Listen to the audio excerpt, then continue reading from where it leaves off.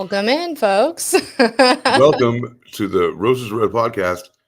I'm used to this guy doing it. It's like muscle memory at this point. I just want to do it. In my head, it's like I know. The button's on the other side of the fucking on the road on where I'm sitting from. Like, so throw a quarter at it.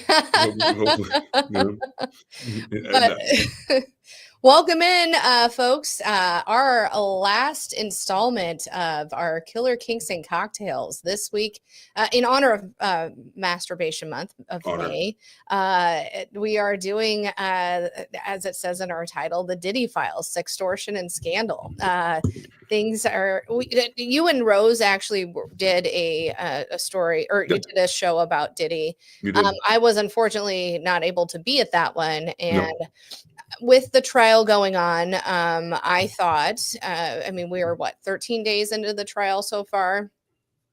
Yes. Something like that. I thought it might be a good idea to, the ultimate sextortion case with Diddy to end Masturbation Month on Diddy again, with all the updates from the trial and things like that. So we're gonna AC's gonna kind of tell us a little bit of background about Diddy and kind of leading up to the trial and where we're at, and then we'll kind of we'll discuss where the trial has gone, where it's leading up to, and all of the things that have been brought to light from this trial. So it's very interesting. I because of what we do, because of what we do, this podcast, Roses Are Red, True Crime and Cocktails, I subscribe to Court TV, and I get updates almost every day on like Karen Reed and Diddy and all those things. And I thought, this is amazing. We really need to talk about it again. We don't have an ending yet. Obviously, it's still the trial is still in play,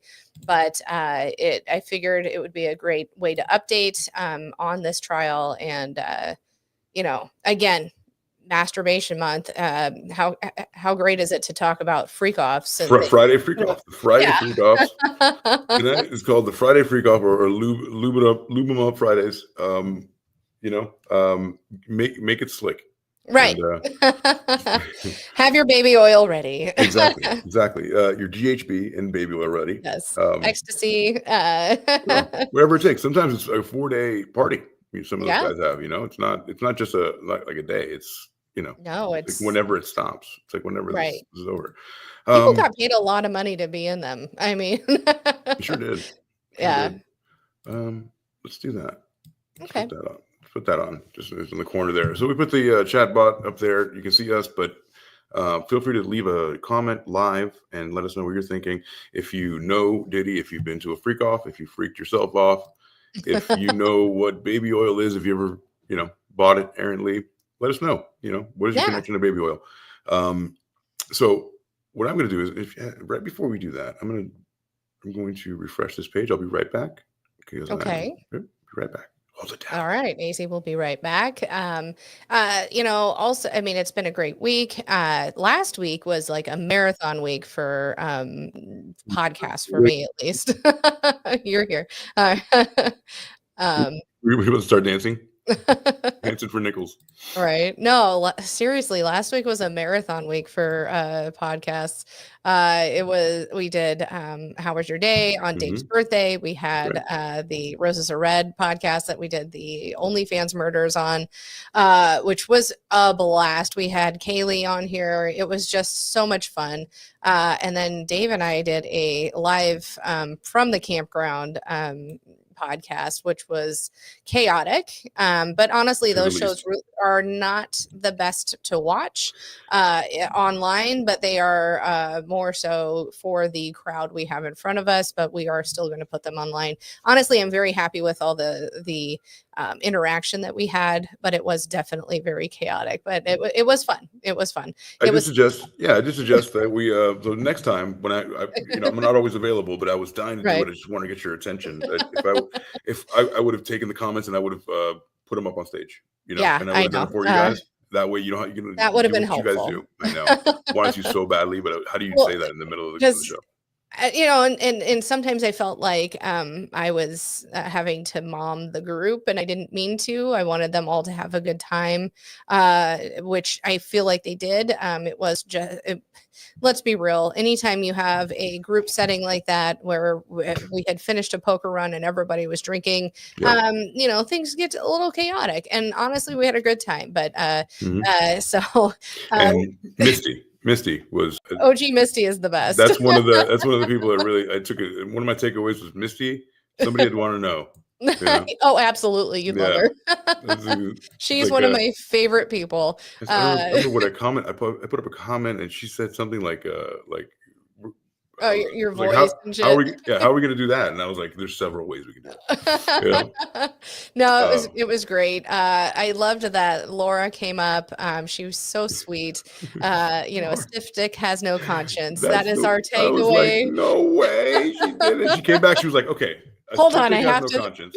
But I just want to qualify that for a moment. Right. It's not all the good guys out here. Right. And then you're like, okay, but that kind of takes away from right.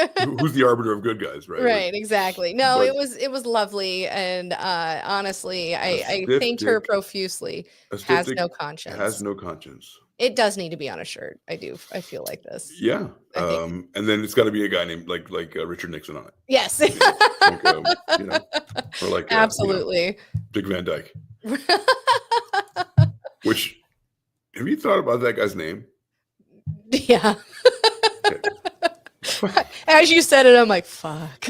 Unfortunate fucking. I know. Dick Van Dyke. It's like penis von fucking lesbian. Right. Which is amazing. Penis von lesbian. Oh my gosh. I am Dave is commenting. He goes, hello from the campground. Hello. We are just beginning our show, starting to talk about Sean Diddy Combs. I still think of him as Puffy. I know when people, I know. I cannot keep up. But he's I can't either. He's gone through a couple of different iterations. So yes, yeah. So let's talk about it. So we decided that I would do more of the history. That way we can get up to speed for people who don't know who Sean Diddy Puffy Combs is, right? Yes. It's quite a life. I mean, the guy deserves to be a mogul by any sense of purposes. He was there at the right time, and he did the right things at the right time. Yeah. Who knows who did what for him? But I can tell you that just to jump ahead a little bit, somebody helped him a whole lot, which was Clive Davis, right? And basically, if you didn't know that, he was basically in his memoirs kind of called him his boyfriend. Yeah. And for all intents and purposes, he was his boo-foo buddy for years, and he kept him young. It's amazing what BBC does.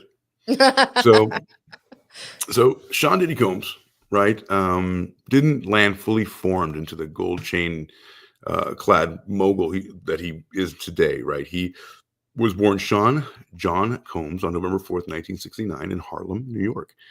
From the outset, life was rough. His father, Melvin Earl Combs, an associate of notorious Harlem drug lord Frank Lucas. If you remember who Frank Lucas is, he was played by Denzel Washington in the movie American Gangster. Oh, yeah. Mm-hmm. So he was shot and killed when Sean was just 2 years old, leaving his mother Janice, or Janice, not sure. I'm sorry. Nee Smalls. Okay. Janice Smalls. Okay. A model and teacher's assistant to raise Sean and his sister, Keisha, on a modest Mount Vernon, New York salary. Their home was plagued by poverty, so they were very, very poor. But Combs found early refuge in the Catholic faith. He served as an altar boy in his local parish and attended a St. Michael Academy, an all-boys Catholic school, graduating in 1987. Now, I haven't thought about this, but put a pin in the fact that he's Catholic.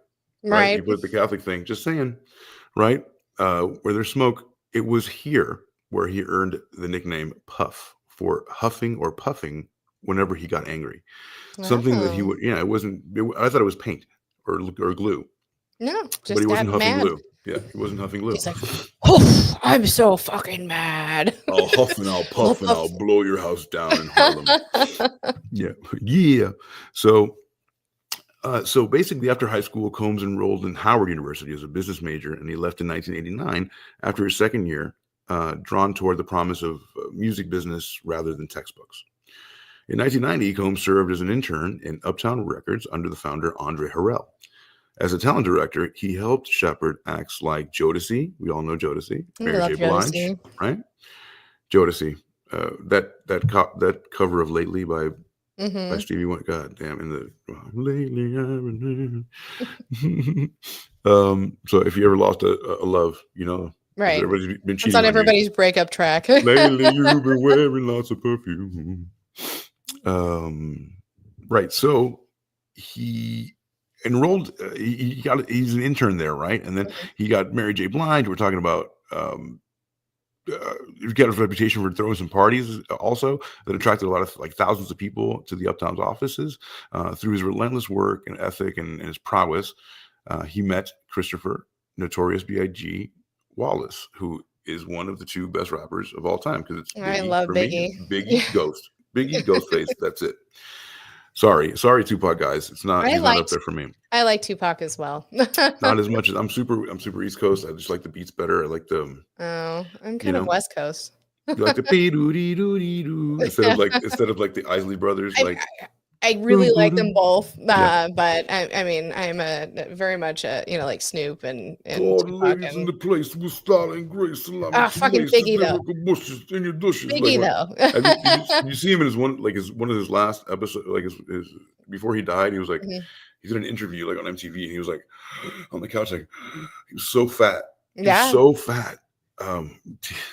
Too many Welch's grapes and T-bone steak. So he met up with Biggie, and then it was a joint venture, right? Negotiating with Arista Records, he founded Bad Boy Records in 1993 after negotiating a joint venture with Arista. So crucially, he convinced Biggie to follow him to Uptown, from Uptown to Bad Boy, and together they began recording what will become Wallace's debut album, Ready to Die, which is a seminal hip-hop album. If you haven't heard Ready to Die, I'm looking at it right now. My camera is sitting on a Funko Pop of Ready to Die.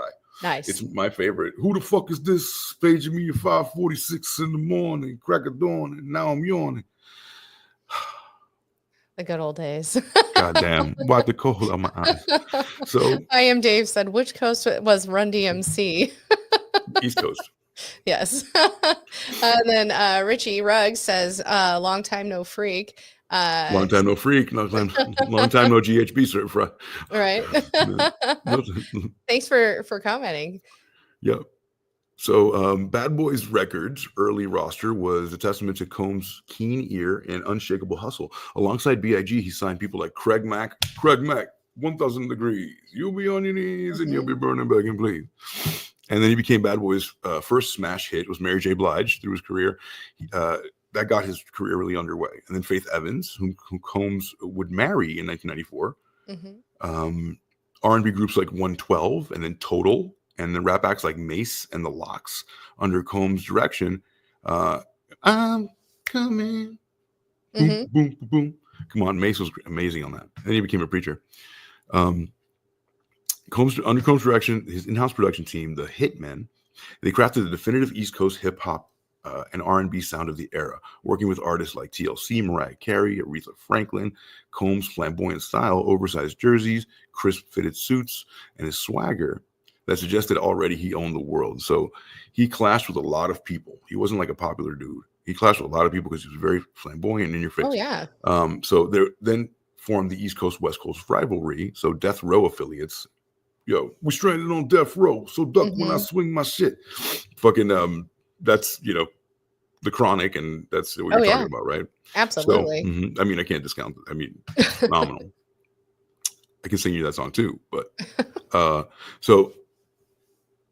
so frequently they parodied and shot at Combs in the songs and interviews. They took shots with him at him, and then West Coast affiliates Suge Knight and Tupac Shakur frequently did those kind of joke kind of songs, like those beef. What do you call them? Like you call them diss tracks. Yes. Right. So and then of course Bad Boy thrived despite all these things, and perhaps because of these beefs. So it really, like, not only they got through it, but it kind of sustained them because they were popular. They were like, ooh, we East Coast, West Coast. Are they really going to kill each other? No. Right. Are they really gangs? Right? Is gangster rap really made of gangs? And then, but Bad Boy thrived. And then Ready to Die, B.I.G.'s biggest album in 1994, went multi-platinum, firmly planting Bad Boy at the center of New York's hip hop. I can sing you any song from this album. That's the one with Big Papa. It's the one with Warning. Who the fuck is this? Is the only. Here's a good bit of trivia. I'm a nerd for this. The only person that Biggie Smalls had on that album as a guest. The only other person that rapped was one person. If you can name that person in the chat in the next 10 seconds. It's too long. It was Method Man. Method Man. Oh, Method Man, yeah. It was the only one. Yeah. I'm a Method Man. I'm a Method Man. Yep. Yep. So that's a really good tidbit. If you're in a bar, if you ever want to get free drink, bet somebody that. Locking it away. They're not going to know it. Yeah. So Combs and Biggie's partnership was more than just a manager-rapper thing. It was a genuine friendship and creative collaboration defined by mid-90s hip-hop. They had the same kind of style. They like the Isley Brothers and like that soulful doom, doom, doom, that kind of Big Papa. Big Papa was basically the breakthrough beat. And then in 1997, Christopher Wallace unfortunately died in a drive-by shooting in Los Angeles. And just as his second album, Life After Death, was set to drop, he was 24 years old. Biggie's death was devastating to Combs personally and professionally, but he also cemented status. Combs' staged, star-studded funeral was posthumously released Life After Death, and it was like star-studded. That one did have a lot of guest stars. And it debuted at #1 and went to Diamond. And the murder remains unsolved. Right? Yes. With Biggie Smalls gone and Bad Boy Records rising momentum to diversify in 1997, he released his own debut album, No Way Out, and Puff Daddy and the Family banner, right? Can't Nobody Hold Me Down. Oh, no. Right. And Grammy winning tribute, I'll Be Missing You, dedicated to Biggie. He's not just a behind the scenes producer. He was really an out front artist, even though he was a trash rapper.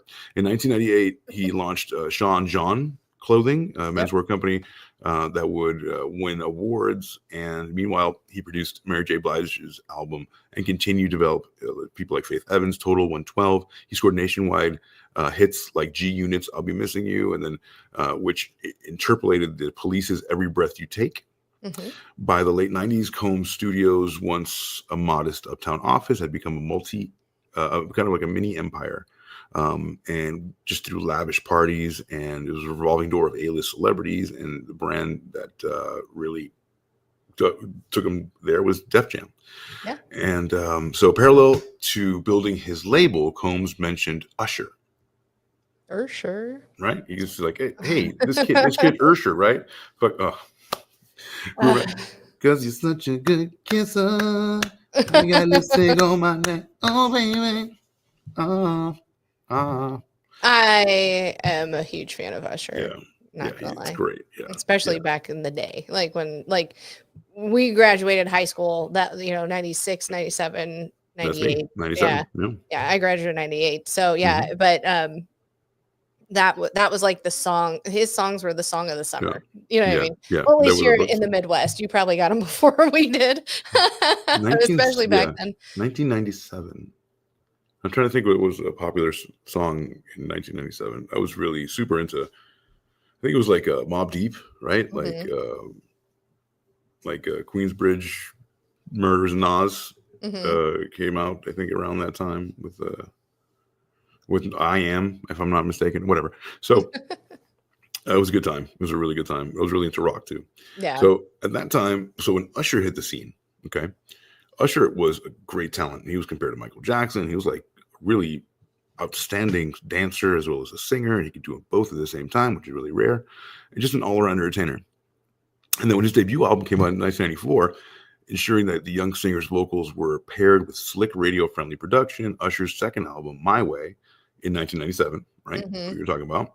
shot him to the superstardom, and then thanks to the lessons he learned while living with Combs for all the curious aspects, Usher credits Combs with opening doors and teaching him how to navigate the unforgiving terrain of the music industry.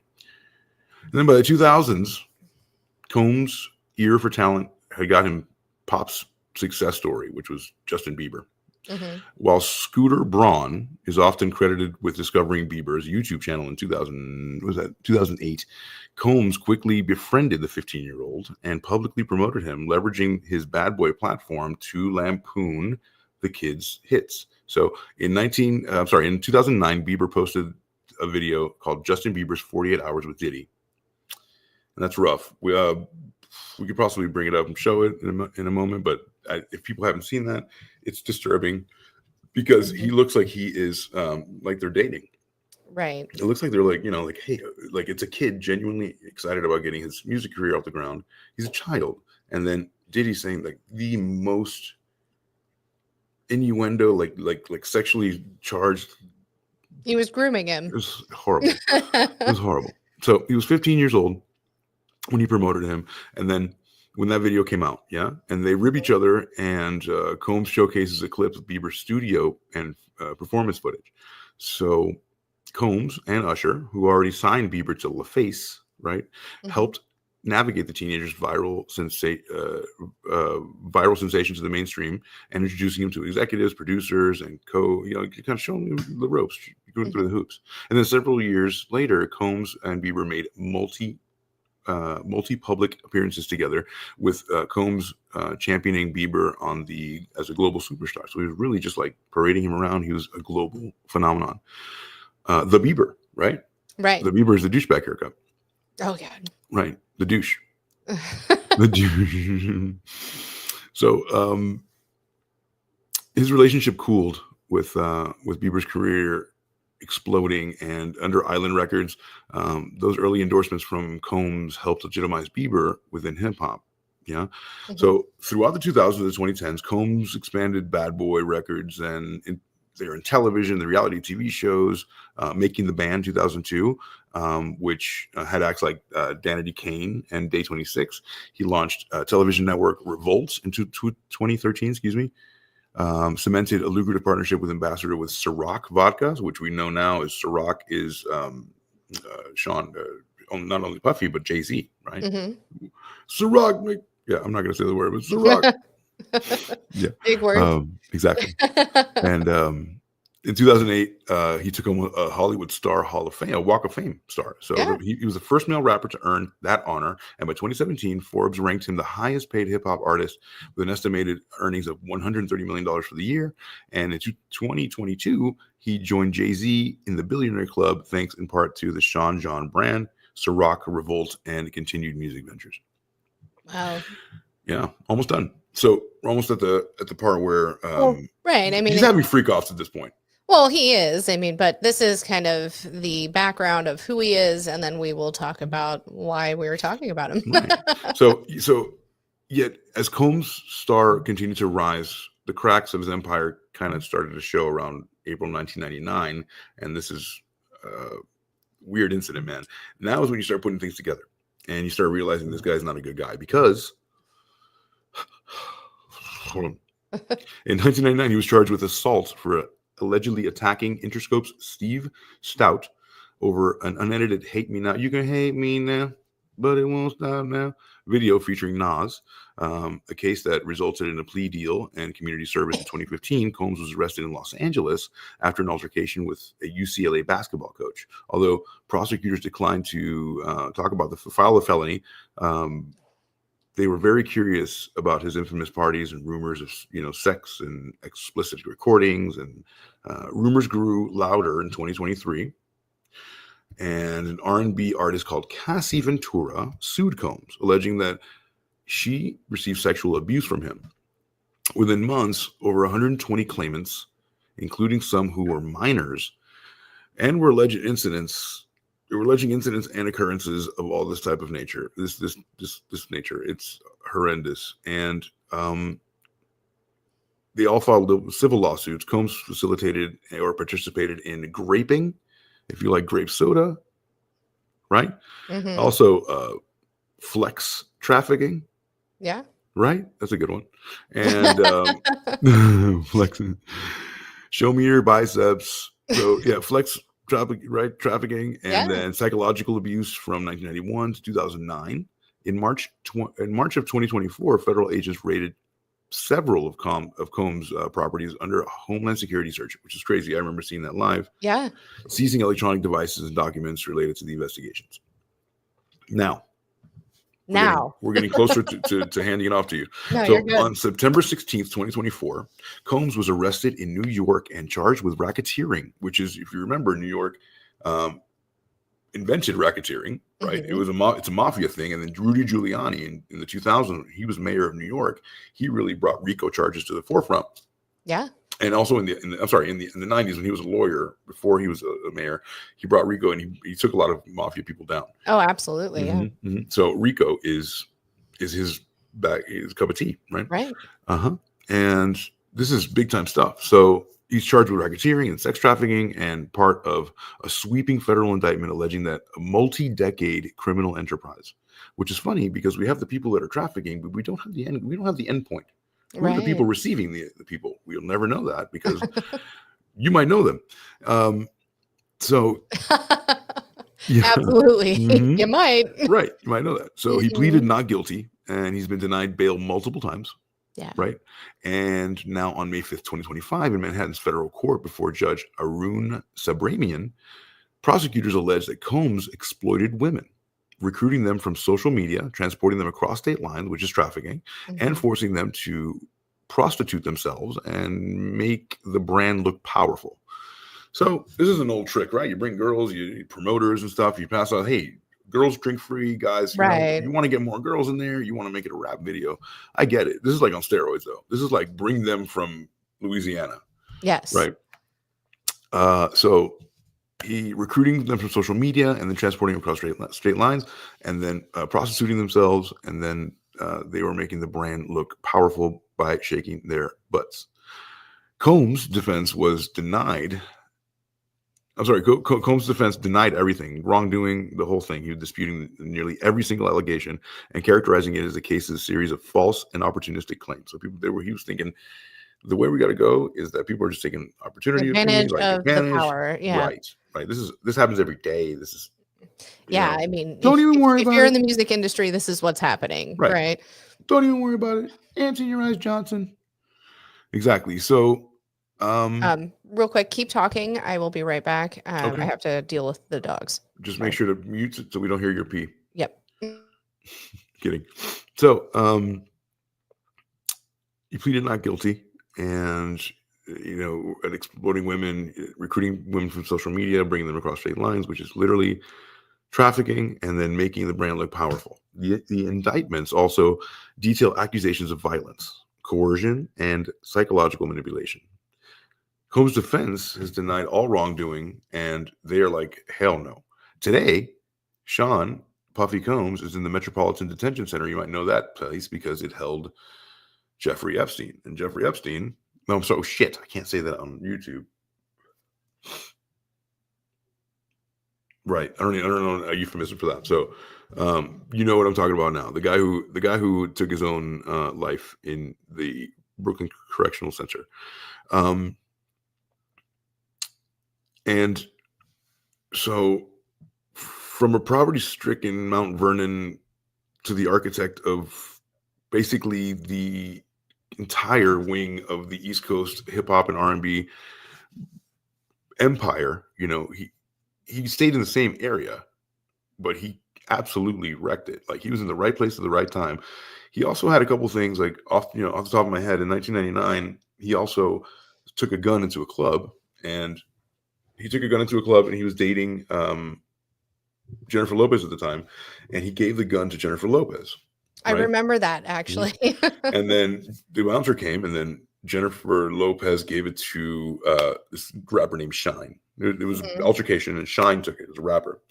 And then Shine ended up doing 8 years in prison for basically, like, Sean shot this guy, but he totally said that, like, look, man, you got to take the rap for this. Yep, I can't do this. Me. Yeah. I promise you, when you get out, you'll have the moon and the stars. But right now, there's no way. You can't. I mean, Jennifer can't go down, and I certainly can't go down. I'm the head of the snake.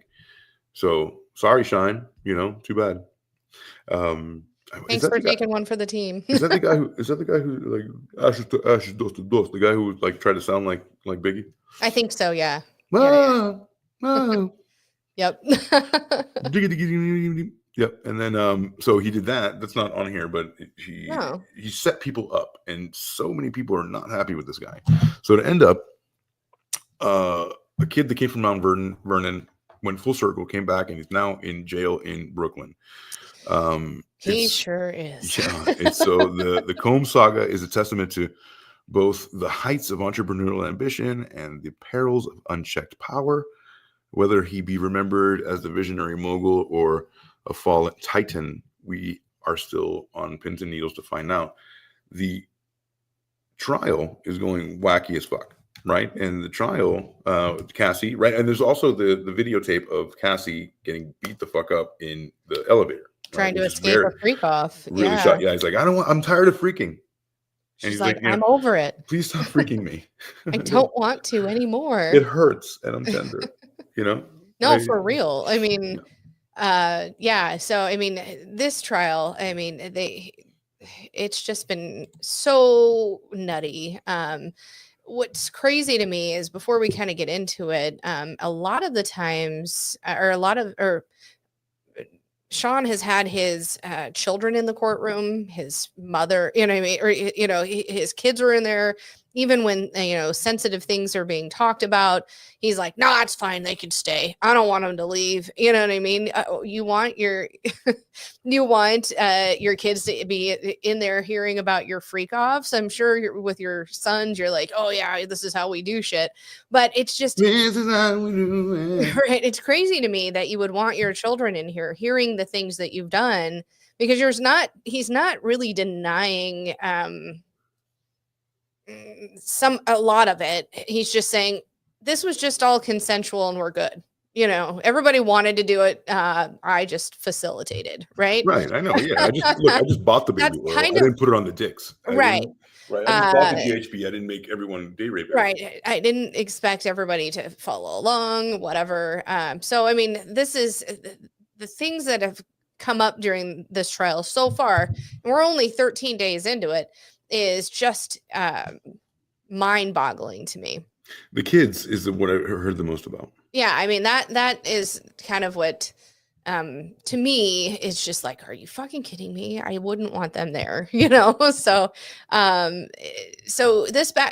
trial started back on the 12th of this month of May. In the government's opening, U.S. Attorney Emily Johnson said that the evidence will show that Combs used his power and resources and the resources of his business empire, including forced labor of employees, to coerce his girlfriends and sexual partners into performing demeaning acts against their will, including sex with other men, as he watched and recorded encounters to be used as blackmail. So hence the reason sextortion. I mean, we've talked about sextortion on during this month before. I feel like this is the most grandiose sextortion case we've talked about.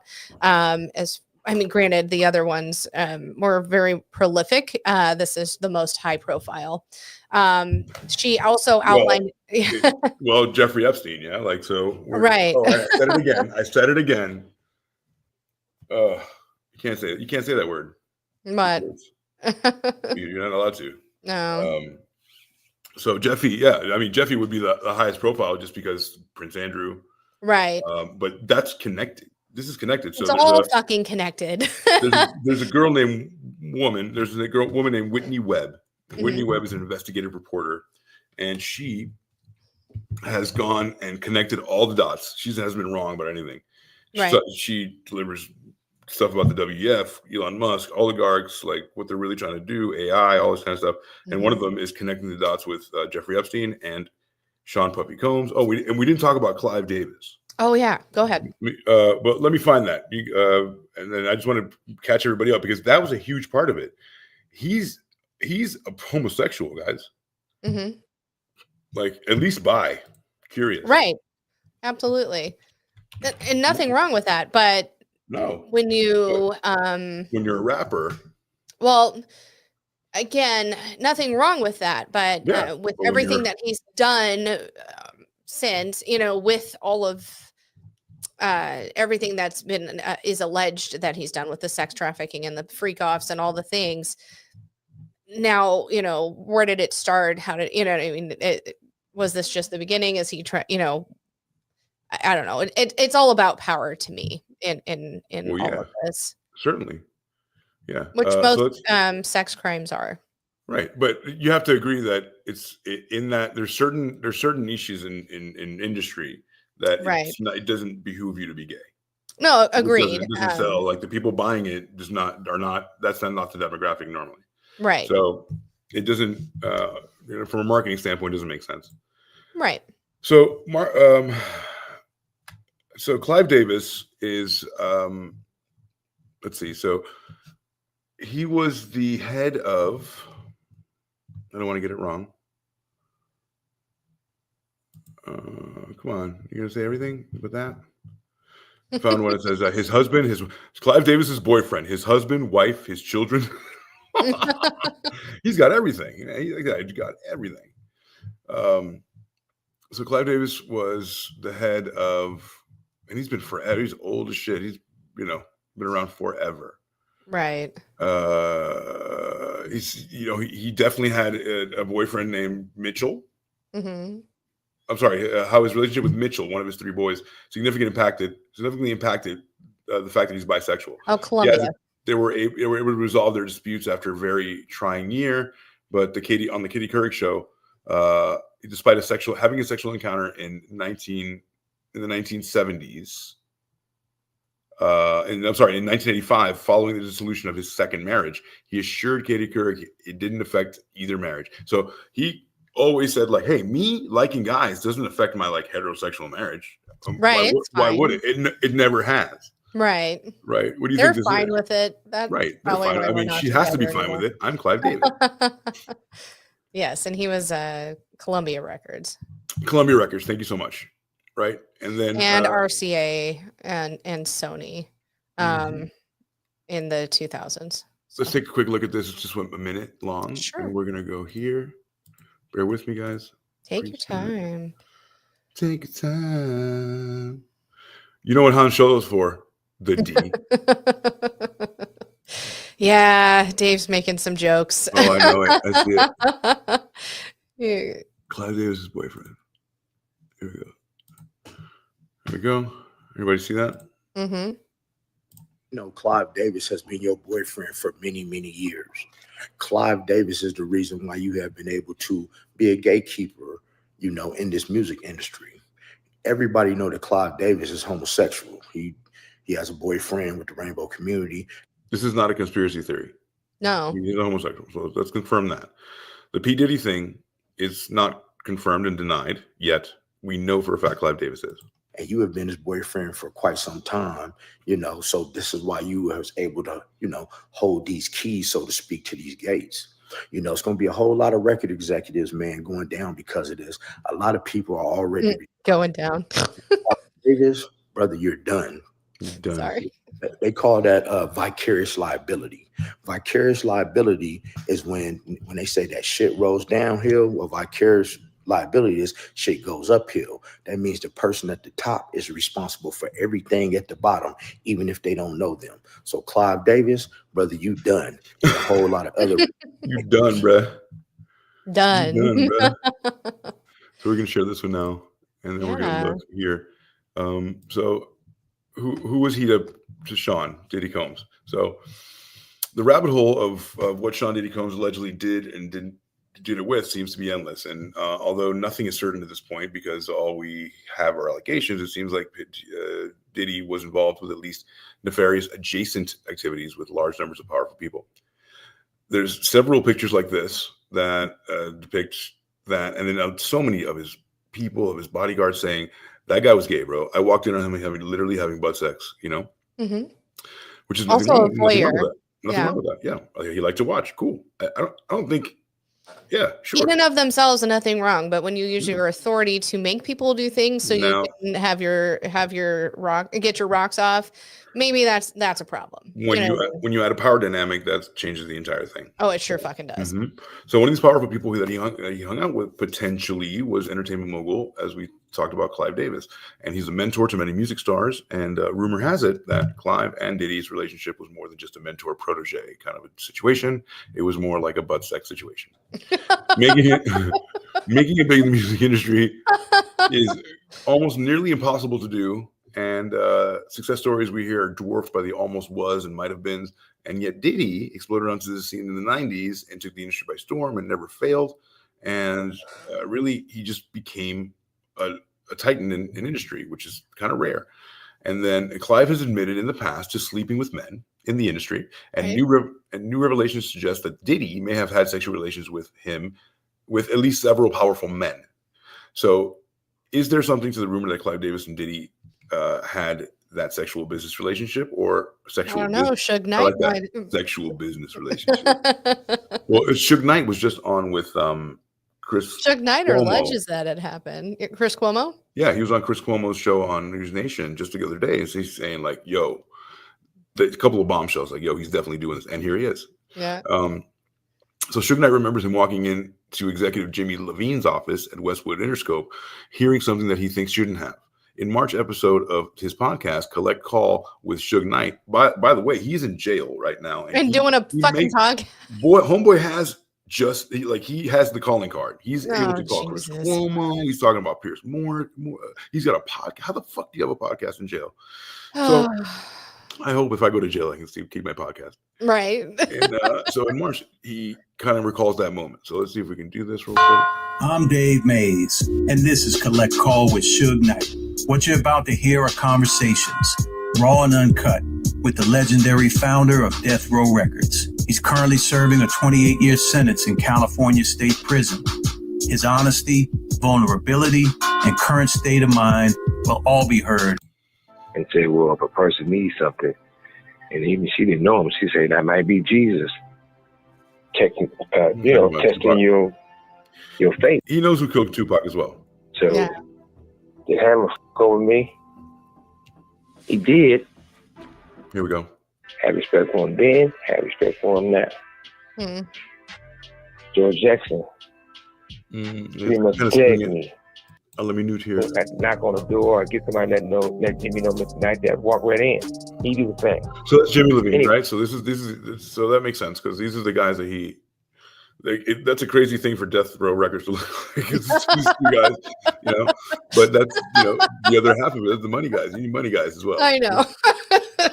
You gotta have that though. Money don't grow on trees, and that's the people with money, okay? Right. And there's another kind of not a conspiracy theory, but something adjacent to it that says that the folks with the small hats, those are the people that actually like perpetuated the hip hop and gangster rap to like kind of step over the African Americans to kind of keep them in their situation.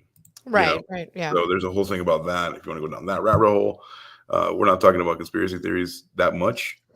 Not right now. Not right now, but I'll tell you what, there is definitely that kind of. Oh, we could go down that rabbit hole too. Okay, gotcha. Maybe not tonight, but sometime in the future, I'm down for that. Do you hear that? Do you hear the video? Did we hear the video? You hear this video? I don't hear anything right now. Okay, no problem. I'll reshare it in a minute. Okay. So that was right, because I have to switch it over. Yeah. Smart guy. Technology, man. You didn't have to look very hard or even look at all to see that something was wrong in Diddy's mind. Inappropriate relationships with teenage Justin Bieber and Usher, the rumors around the mysterious deaths of Biggie and Tupac, an easily recognizable thirst for attention, and even worse things that I literally can't say in the first 5 minutes of a YouTube video. Basically, people had already known for years that Diddy wasn't the generous, conscientious music executive that he and his team tried so hard to make him look like. So I had two choices. Either I was going to sit in that failure and give up, or I was going to fuck Clive Davis. You You see, when you're in that darkness is spreading. You want to sit there and wait for the light to come. Why is he? Come on, man. You don't have to, because in boardrooms in it, at Bad Boy, he's like, well, everyone, I believe that, like he's totally code switcher, right? Code switcher, just like I'm guilty. Way out is to step forward, to face your fears, to become your own light. Face your fears. He's behind the big dialing it up. donations to schools, the activism, there was always an undertone of evil that even $1 billion fortune couldn't cover up. You don't get your name associated with murder and stealing for no reason. I'm a savage. Whatever I want, I'm going to get. Whatever I want, I have to get. But it wasn't until his arrest and the wow, they did him dirty in that fucking. They did. He does not look like that. I'm sorry, they did do him dirty in that fucking thing. Ripping off of the mask that Diddy's true nature was finally revealed. He wasn't a good guy with a dark side or a nuanced figure with a complex past. At the exact moment when the federal government brought him in for sex trafficking charges, it was confirmed that Diddy was truly deeply evil. The evidence was right there. And everybody keeps talking about it. You know who Jaguar Wright is? No. Okay, I'll try to find a little bit of them, but let's talk about the trial because I'll find some Jaguar Wright, but let's talk about it. Yeah. So the U.S. attorney saying that she outlined day one allegations of sexual and physical abuse involving 2 women at the center of the trial, Combs's former girlfriend and musical protege, Cassie Ventura, and a woman identified with the pseudonym of Jane. Now, defense attorney Tenny Garagos told the jury that Combs takes full responsibility for his bad temper and instances of domestic violence, but he argued his misdeeds do not amount to sex trafficking a sex trafficking criminal enterprise. Garagos said that the evidence would show that the women who have come against him were strong, capable of adults who consented to the sex acts because they loved Combs and benefited somehow from the arrangement. This gives me the ick so fucking bad. Well, of course. So fucking bad. There's something fucking rotten in Denmark. I mean, okay. I'm a strong woman. And yes, have I been independent woman? Yeah, kind of. No, I am, and I haven't always been as strong as I am, but I also have fallen susceptible to abuse, and just because you're strong doesn't mean that in this instance that you're going, even though you placate and say, okay, I guess I'll do it, doesn't mean you want to fucking do it. Does that make sense? Sometimes you that's our old thing together. Like, that, remember we are at odds with that because I'm on the spectrum of like, oh, you just want money and you think you can be coerced farther than, morale. Right. But also in a relationship, sometimes you go, I'm not going to make waves, even though I don't want to do this. I'm going to do it because, for one, I've been manipulated into doing it. For 2, you've gaslighted me into making me feel like I'm less than. And for 3, if I actually put up a fight, things are worse. So sometimes you take the lesser of 2 evils, and even though you're not really consenting, you just go along with it. So you don't get hurt. There's other fights you're picking your battles. Right, because you don't want to get hurt more. Right. So there's no benefit to you. My thing is like when it's a benefit, like when there's also a benefit on the other side, you're not just doing it for survival. There's a benefit on the other side. It get conflated with you being greedy, and that takes away from that. You know what I mean? I mean, I understand your thoughts. Right. However, in any relationship, one would think and especially, I mean, Diddy met Cassie when she was 20 years. I mean, a child. Like Aaliyah. We didn't even talk about Aaliyah. Oh fuck, Aaliyah. He totally killed Aaliyah. Yeah. And Tupac and Biggie. But he met her when she was a child. I mean, she wasn't very sexually experienced, and then she fell in love with him, and I don't think it was just to further her. I feel like initially. What other reason would it be? No, I feel like initially she was like, I've already signed with this record label. I'm already doing my thing. And then he takes a shine to me, and okay, cool. I mean, he's fucking Puff Daddy at this point. He's fucking Sean Diddy Combs. That's my point. There's even just a little bit like just to advance your career. It has to be. I don't think it was. I think it was all zero. Like, why would you be with the guy?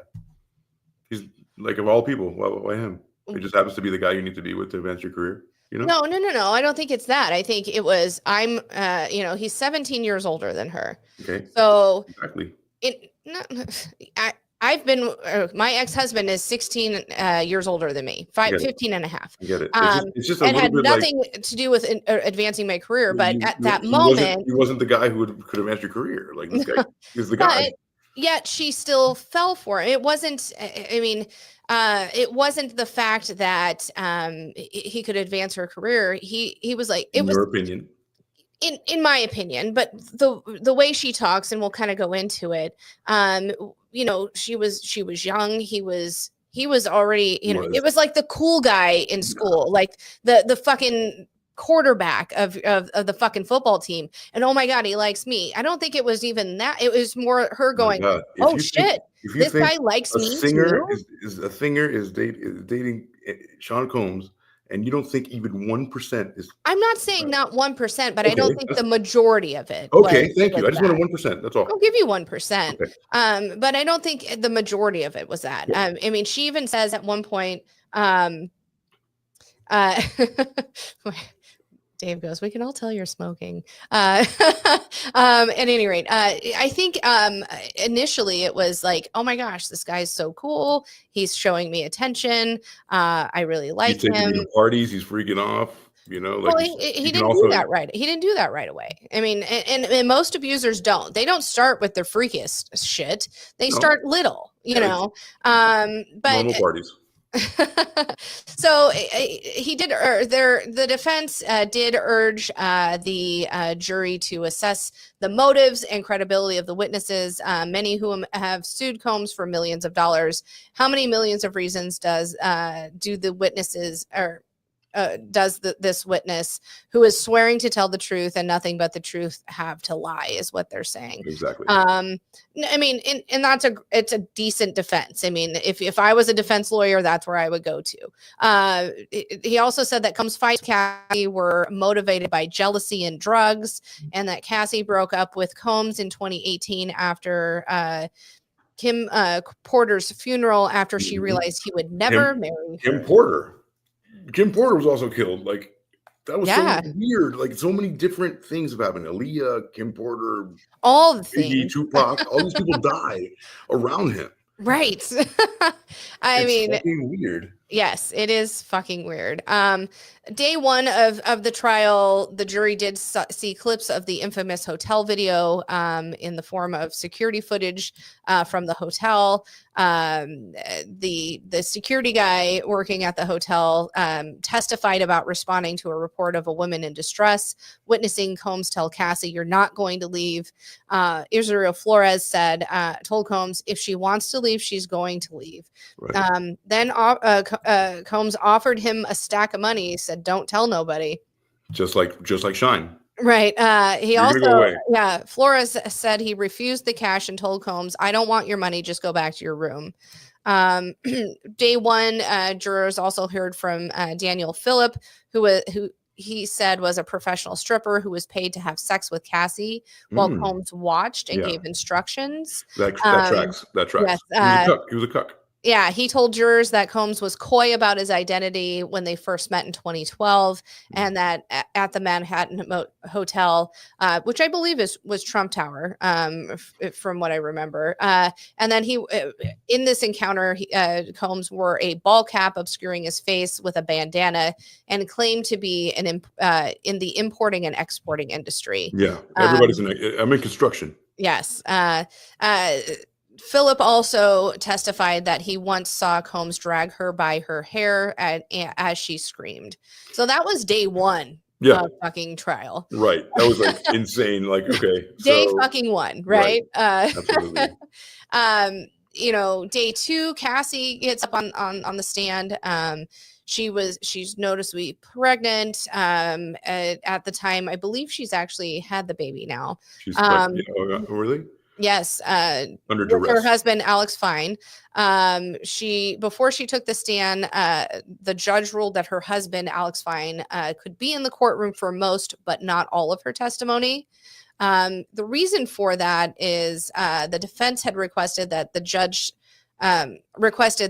said Fine must leave the courtroom during questioning when the questioning turns to Cassie's allegation that Combs raped her in 2018. That's because Combs' lawyers say that they may call Fine as a witness later in the trial in an attempt to discredit you don't want to Cassie's be biased. allegations. Right. He's a witness. So, yeah, if he hears her testimony, then he can be like, yeah, that's what happened. That makes sense. I would allow that as well.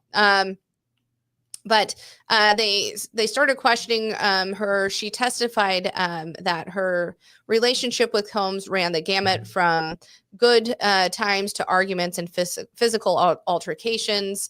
If they were violent arguments, it would usually result in some sort of physical abuse and dragging in the elevator, right? Yeah. Like a bunch of towels. People are like, get the fuck back here. You're not going to, you're going to keep freaking. I'm like, I don't want to freak anymore. You're going to keep freaking. She testified that he would mash her head, drag her, kick her, and stomp her in the head when she was down. Why else get a girl who's 16 years old or whatever? Like, that's what you do. So she thinks it's normal. You know, like you groom her into the submissive little thing. When they asked her how frequently he became violent with her, she said too frequently.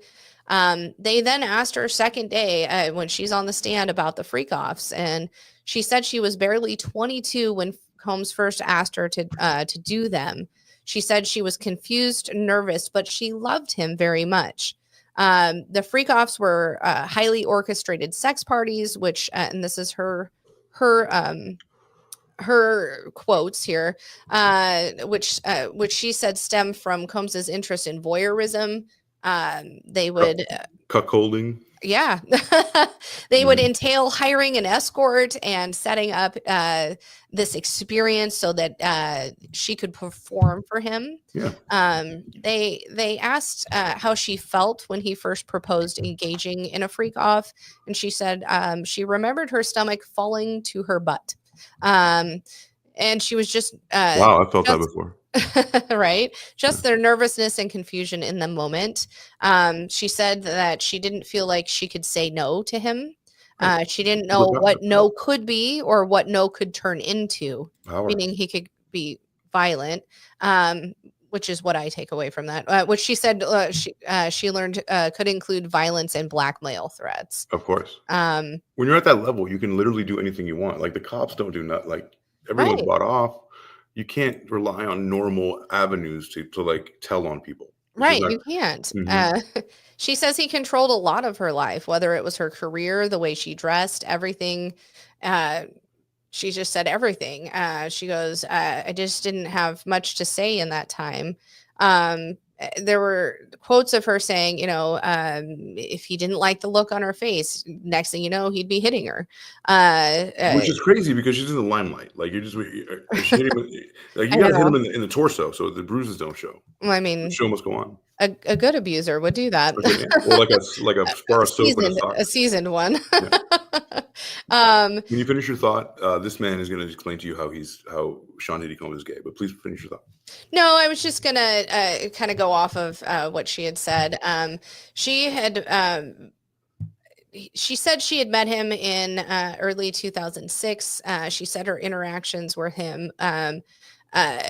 She said her interactions with Combs were platonic at first, but then he kissed her during her 21st birthday trip to Las Vegas in the bathroom of his hotel suite. There we go. She said she was really confused at the time and young. After that, she was invited to hotels in New York.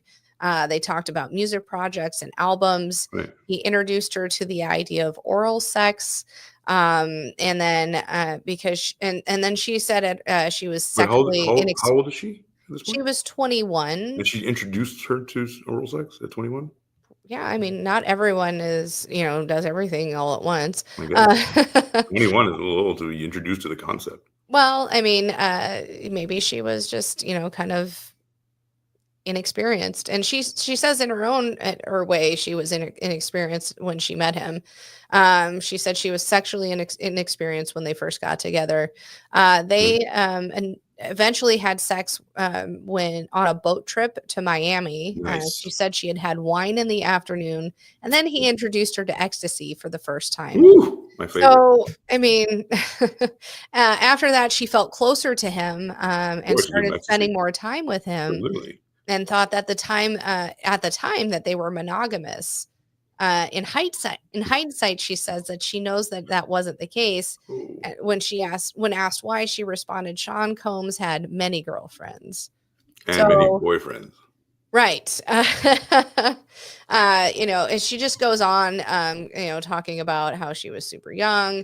I mean, really, what had come out is, when she had decided to leave, he extorted money out of her mother, and said basically, if you leave, I'm going to send all the sex tapes that he made her do from the freak offs, right? To your parents, and we'll put it up on textbook like 101, free 15, yeah, like, of course, this is like Mossad or like the music industry, same thing. Exactly. It's the dawn of time. People have been getting extorted, honeypots, corporate espionage. That's just what it is. Right.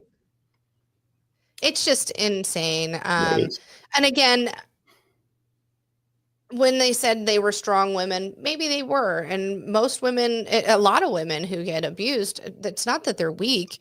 It's that the person that's, abusing them is such a manipulator. No, stop. We always have the same conversation. But again, have you ever been through it? That's why I have to shut up. That's why, it's not very good for me, because anything I come up with, you would say like, well, I've done it.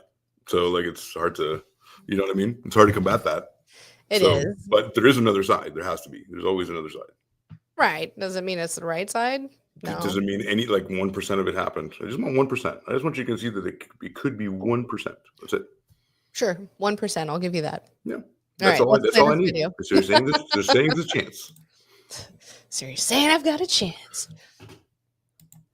It was just a lot of weird shit going on. You know what I'm saying? The vibes ain't there. I guess that's what Tupac was talking about, the Illuminati and shit. It's like Vivica Fox was with this big gay man. He was 6'9". They called him, his name 6'9".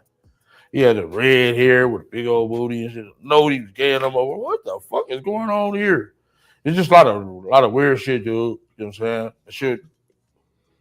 It ain't right. You know what I'm saying? I guess that's what Tupac, I guess he wanted to get up out of the Illuminati or something. It's actually called the Boule. The black part of the Illuminati is called the Boule. And Oprah Winfrey, Robert Johnson, the guy who just went to Russell Simmons, who just had to fly to the Fijis to get the fuck out of here. So this is a thing. And people talked about it. Dave Chappelle, the reason he went to Africa was because he felt like the Black Boule was like really bearing down on him, because he was saying a couple things that Oprah didn't like. Right. Oprah, didn't. She's like, I don't like the way you're like talking about people, like that time where like what happens if black people get reparations and they all bought like Newport trucks. Like I bought this truck cash. Like it's that it's hilarious. Well, like the stock in Kentucky Fried Chicken has tripled. But it was a funny commentary, but they didn't like that, and apparently people were like, "There's no Black Boule," and here it is. Right.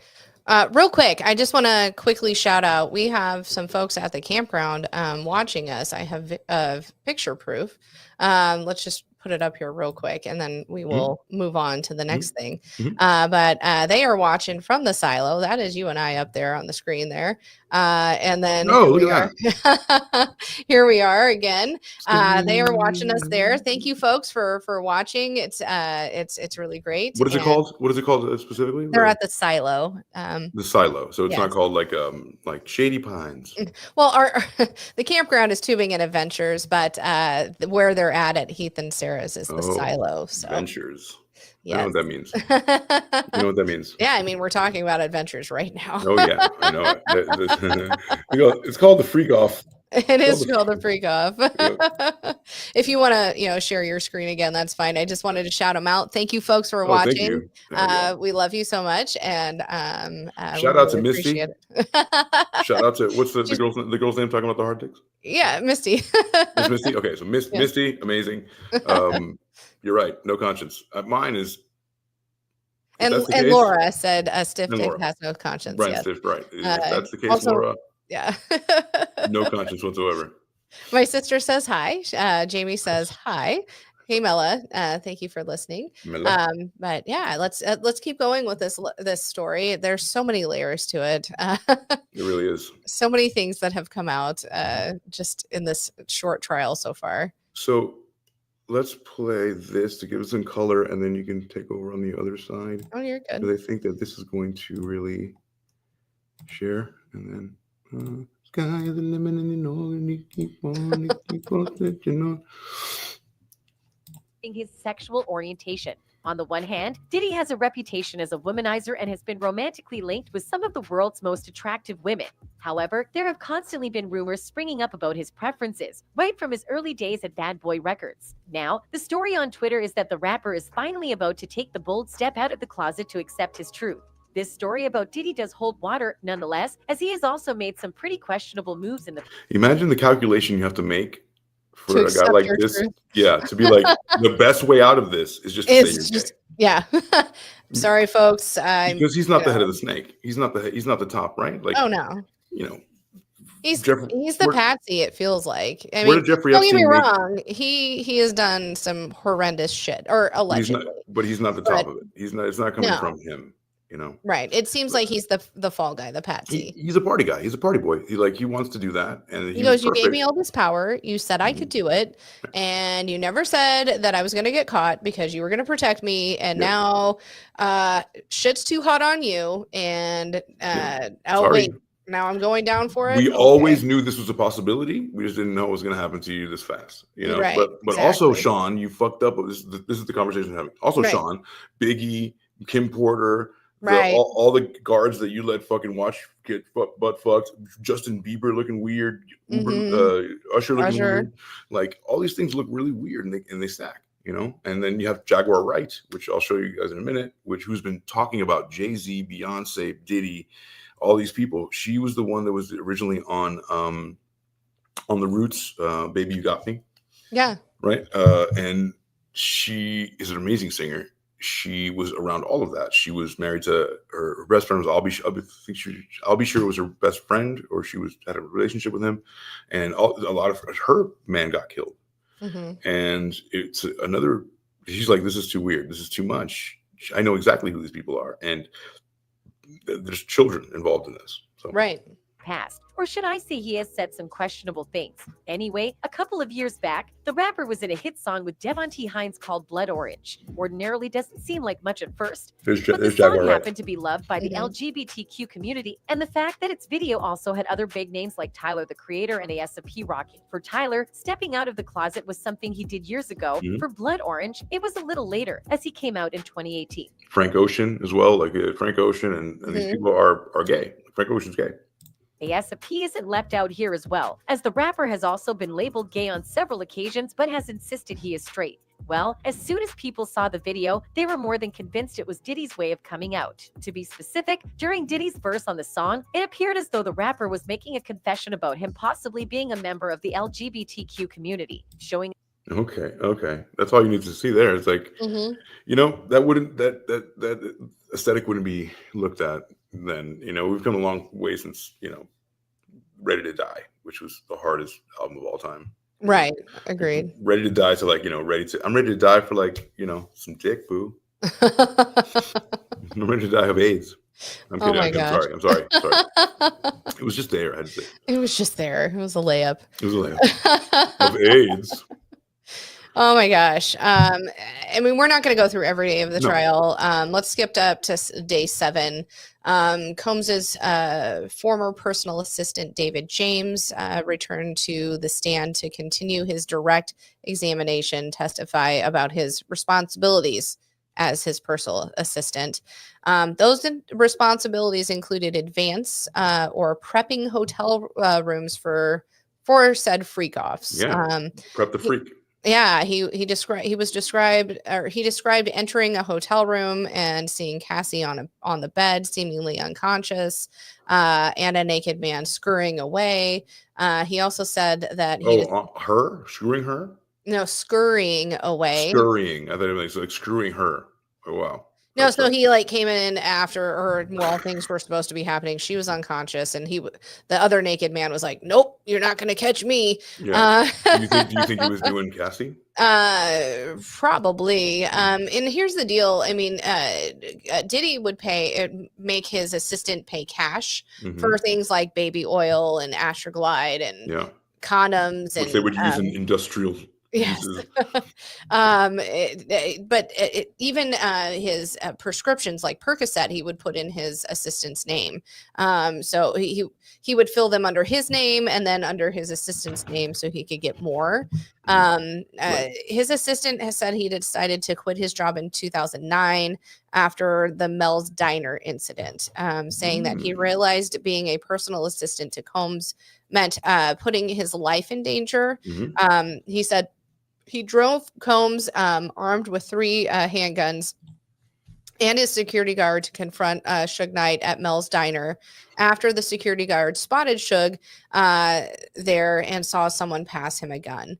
On cross-examination, he agreed that he'd never told the government about driving to Combs and Mel's because the government interrupted him while he was relaying his account and told him not to say anything that would incriminate him. It's all a repeat of Shine. It's all a repeat of 1999. Everybody else takes the bait. I'm too important for this. Now, Sheree Hayes, an exotic dancer known as the Punisher, also testified. The Punisher. That Combs and Cassie brought him into the world of freak-offs. Hey, this Friday, the freak-off, baby. Guess what's coming? Right. Punisher. So he recalls seeing bottles of baby oil, bottles of baby oil in bowls of water and getting handed a stack of $800 in cash. And then basically he was instructed, he thought he was going to a bachelorette party and was going to strip. And when he gets there, Cassie opens the door in her negligee and says, "Here's what's going on. This is me and my man. We're gonna just start doing things and meaning sexual relations. Y'all join in. And he will come in here, but you're not supposed to acknowledge that he's here, right? You're supposed to just let it go. Cuck it. Just let him be a voyeur unless he says to do something." So they start getting it on, and Diddy was barking out orders, do this, move this way, come into the light, I want to do this, right? And then she had to deal with Puffy at one point, and came back into the room and he deal with him. He had made like a commotion or had said, "I want you to do this," and she had to go speak with him. She comes back into the room and the Punisher's still there, and Punisher, yes, and she was like, "So do you want to finish?" He goes, and he thought she meant, "Do you want to climax?" And he goes, "No, I'm good." And then he was handed another $1,200 for that night. Wow. So he made $2,000 for that night. Yeah. Not a bad night's work. Yeah. Her mom has taken the stand. She has testified that Combs demanded $20,000 from her and threatened to release explicit tapes of her daughter. He's a billionaire. Well, it was just a fucking power play. So her mom and her dad took out a fucking home equity loan and sent the $20,000 to him, but 4 days later it was returned. I think it was just a fucking power play. Right. Her mom said she felt physically sick when she received the email from Combs. At the time, Cassie was dating rapper Kid Cudi. Shit. Kid Cudi. Mm-hmm. It's just your buddy. And then she says, so her mom says that she and her husband took out a home equity loan to pay Combs because she was scared for her daughter's safety. One of the things in the email that was stated is that not only would he release these explicit sex tapes, but he was also going to physically harm her, Cassie. Not him. Well, not him. No, he was going to have somebody physically harm her, but not him. Exactly. Right. I'm saying that to the crowd, not you. Yeah, exactly. You're like, you know that he's not going to touch anybody, right? Well, he explicitly said it won't be me, but she's going to be harmed. Of course. And then Special Agent Gerard Gannon of Homeland Security Investigations showed jurors part of 2 AR-15 rifles that federal agents found last year searching Combs's mansion on Star Island. So that was day 7. I mean, Star Island, incidentally, is an island you pass every single time when you go on Rickenbacker Causeway to get to Miami Beach from Miami. I'm born and raised there. I would see that house all the time. It was Shaq's house.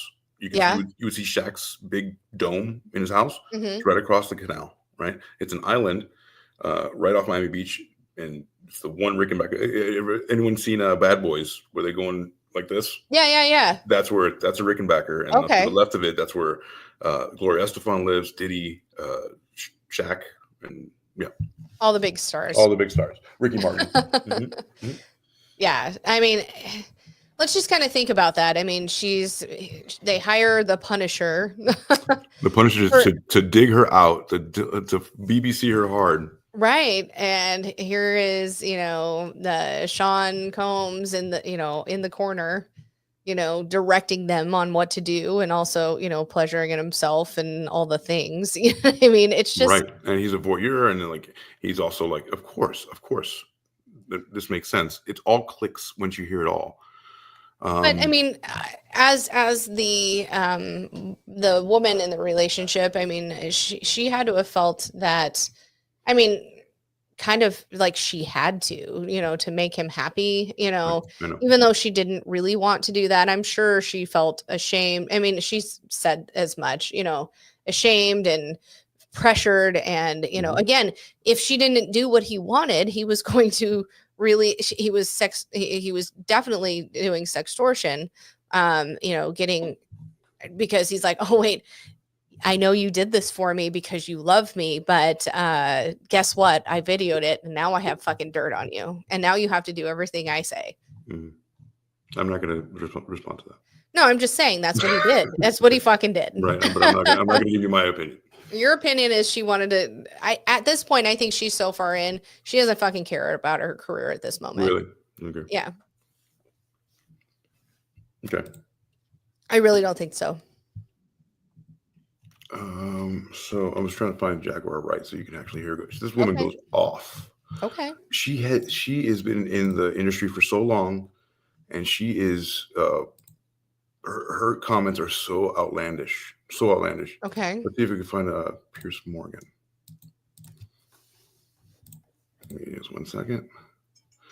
Brian McKnight sues Jaguar Wright over claim his ex-wife. He put everybody on blast. Everybody. It's fucked up. Like if she's right about everything, mm-hmm. like everyone is fucked. Like every single person. Yeah. So let's see. I'm trying to like chase links here. Honor with defender called Diddy allegations. Okay. I'm doing this live, but I don't get it. Okay, so Jason Lee claims that Jay-Z and Beyonce have been calling him in regards to Diddy's allegations. On recent episodes of the Jason Lee podcast, the gossip commentator alleged that Hove has been sending people to call him seemingly to put out flames surrounding the couple's relationship with Puffy. So now these people, so there's a whole separate thing with Jay-Z and Beyonce. Mm-hmm. There's and Puffy, right? So that's the whole kit and caboodle. This is where it all comes together. Right. And there's another layer with the upper brass, like in referee Blessing, right?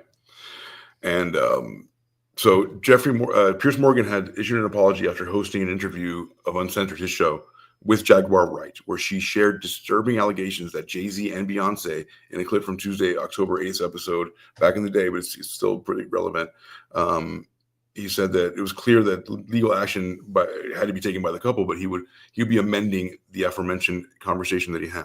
Jaguar unexpectedly made several serious allegations about Jay-Z, Beyonce, and Diddy, and they weren't present to defend them. So it was hard for him, and he's corporate as hell. So he was saying that the lawyers were contacting them immediately and said this is totally false, and their connection to Diddy. So I wanted to illuminate that there was a connection to Beyonce and Jay-Z, because Jaguar Wright says that they are awful people, like children, diddlers, like fans of the playground, Yes. which is crazy. Like PDF files? Yeah, PDF files, big time. I'll share this real quick, and then you can take back a while. Oh, you're good. We're having a good conversation. We are. And my lighting looks good today. Yeah, I agree. I'm having a good lighting day. You're having a good lighting day. So so Diddy's former assistant says Cassie's reasons for not leaving involved Jay-Z. Sean Diddy Combs, former assistant, alleges that Jay-Z's relationship with Beyonce influenced Cassie's decision to stay in an allegedly abusive relationship with the music mogul. During her testimony on Tuesday, May 27th, Capricorn Clark, who previously worked closely with Combs, shared a revealing moment where he said that the singer, legally known as Ventura Fine, Clark, testified that she once encouraged Ventura to leave Combs and date other men. However, she claimed Ventura confided in her by referencing Jay-Z's high-profile relationship with Beyonce. And of course, here they are. Everywhere. According to Clark, Ventura said that Jay-Z was taken and asked who would she date, implying the scarcity of equally wealthy and influential partners outside of Combs. The timeline of when this conversation took place was not specified in court, like saying, like, who else are you going to date? Are you going to go down, right? Which is kind of shaming her, right? So Clark's testimony came amid Combs' ongoing federal trial where he faces multiple serious charges with, we've already talked about those things with like the most horrible words in the English language. And then the trial has been punctuated by the dramatic and emotional accounts from former employees and partners. Like we just saw a bodyguard who's like, nah, that shit ain't right, bro. The trial has been punctuated, and then Ventura herself took the stand weeks later, testifying shortly after she gave birth to her child on May 28th. That's what you said earlier. Yes. So she gave birth to the kiddo.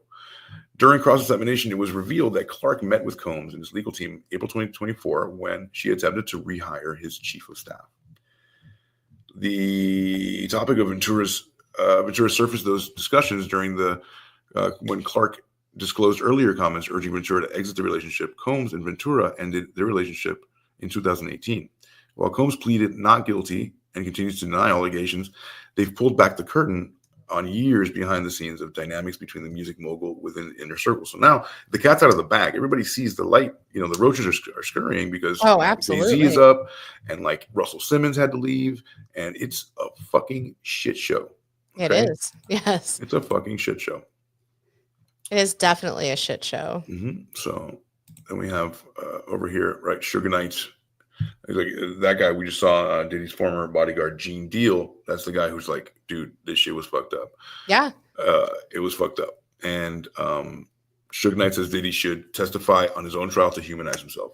Then that's what he said on the podcast the other day with Chris Cuomo. He said, like, he should go on there, man. And he also said nothing's going to happen. He's like, he's not going to go to jail. Suge Knight said that. There's also scuttlebutt about him being pardoned if he is convicted by the current administration and all. So we don't know. That too. I don't see why Trump would align himself with that specifically. That's weird. That's weird. I plead the fifth on what I think about that. It's like a lose-lose. Like, why would you do that? It's not for him. I mean, never mind. We will not do that. So I understand what you mean, but like optics-wise, like the other half of the nation would be like, why are you pardoning a guy who's like, everybody kind of hates him. Like everybody hates Diddy, Yeah, I don't know. know. Like Diddy fans. Oh, sorry. So I wanted to show you who Jaguar Wright is. Her energy. She's a singer, extremely talented, but everybody knows her now for like outing the entire industry. What I do find interesting is that everyone is acting so surprised. What will I say about what he said? I think he's telling the absolute truth. Like when the opening statements in the defendant's case start as, well, my client has drug addiction and he suffers from jealous primal rage. Primal rage. I mean, yeah, he did these things, but it really wasn't that bad. Everybody loved him, and they wanted to be loved by him in the manner in which he likes loving people. The manner he would. What did I say about R. Kelly? Uh-oh. Do y'all remember that? The first time we did the blue couch, after the chair, when it went from the light bulb to the couch with a light on it. I'm just saying. Yeah. Love and year.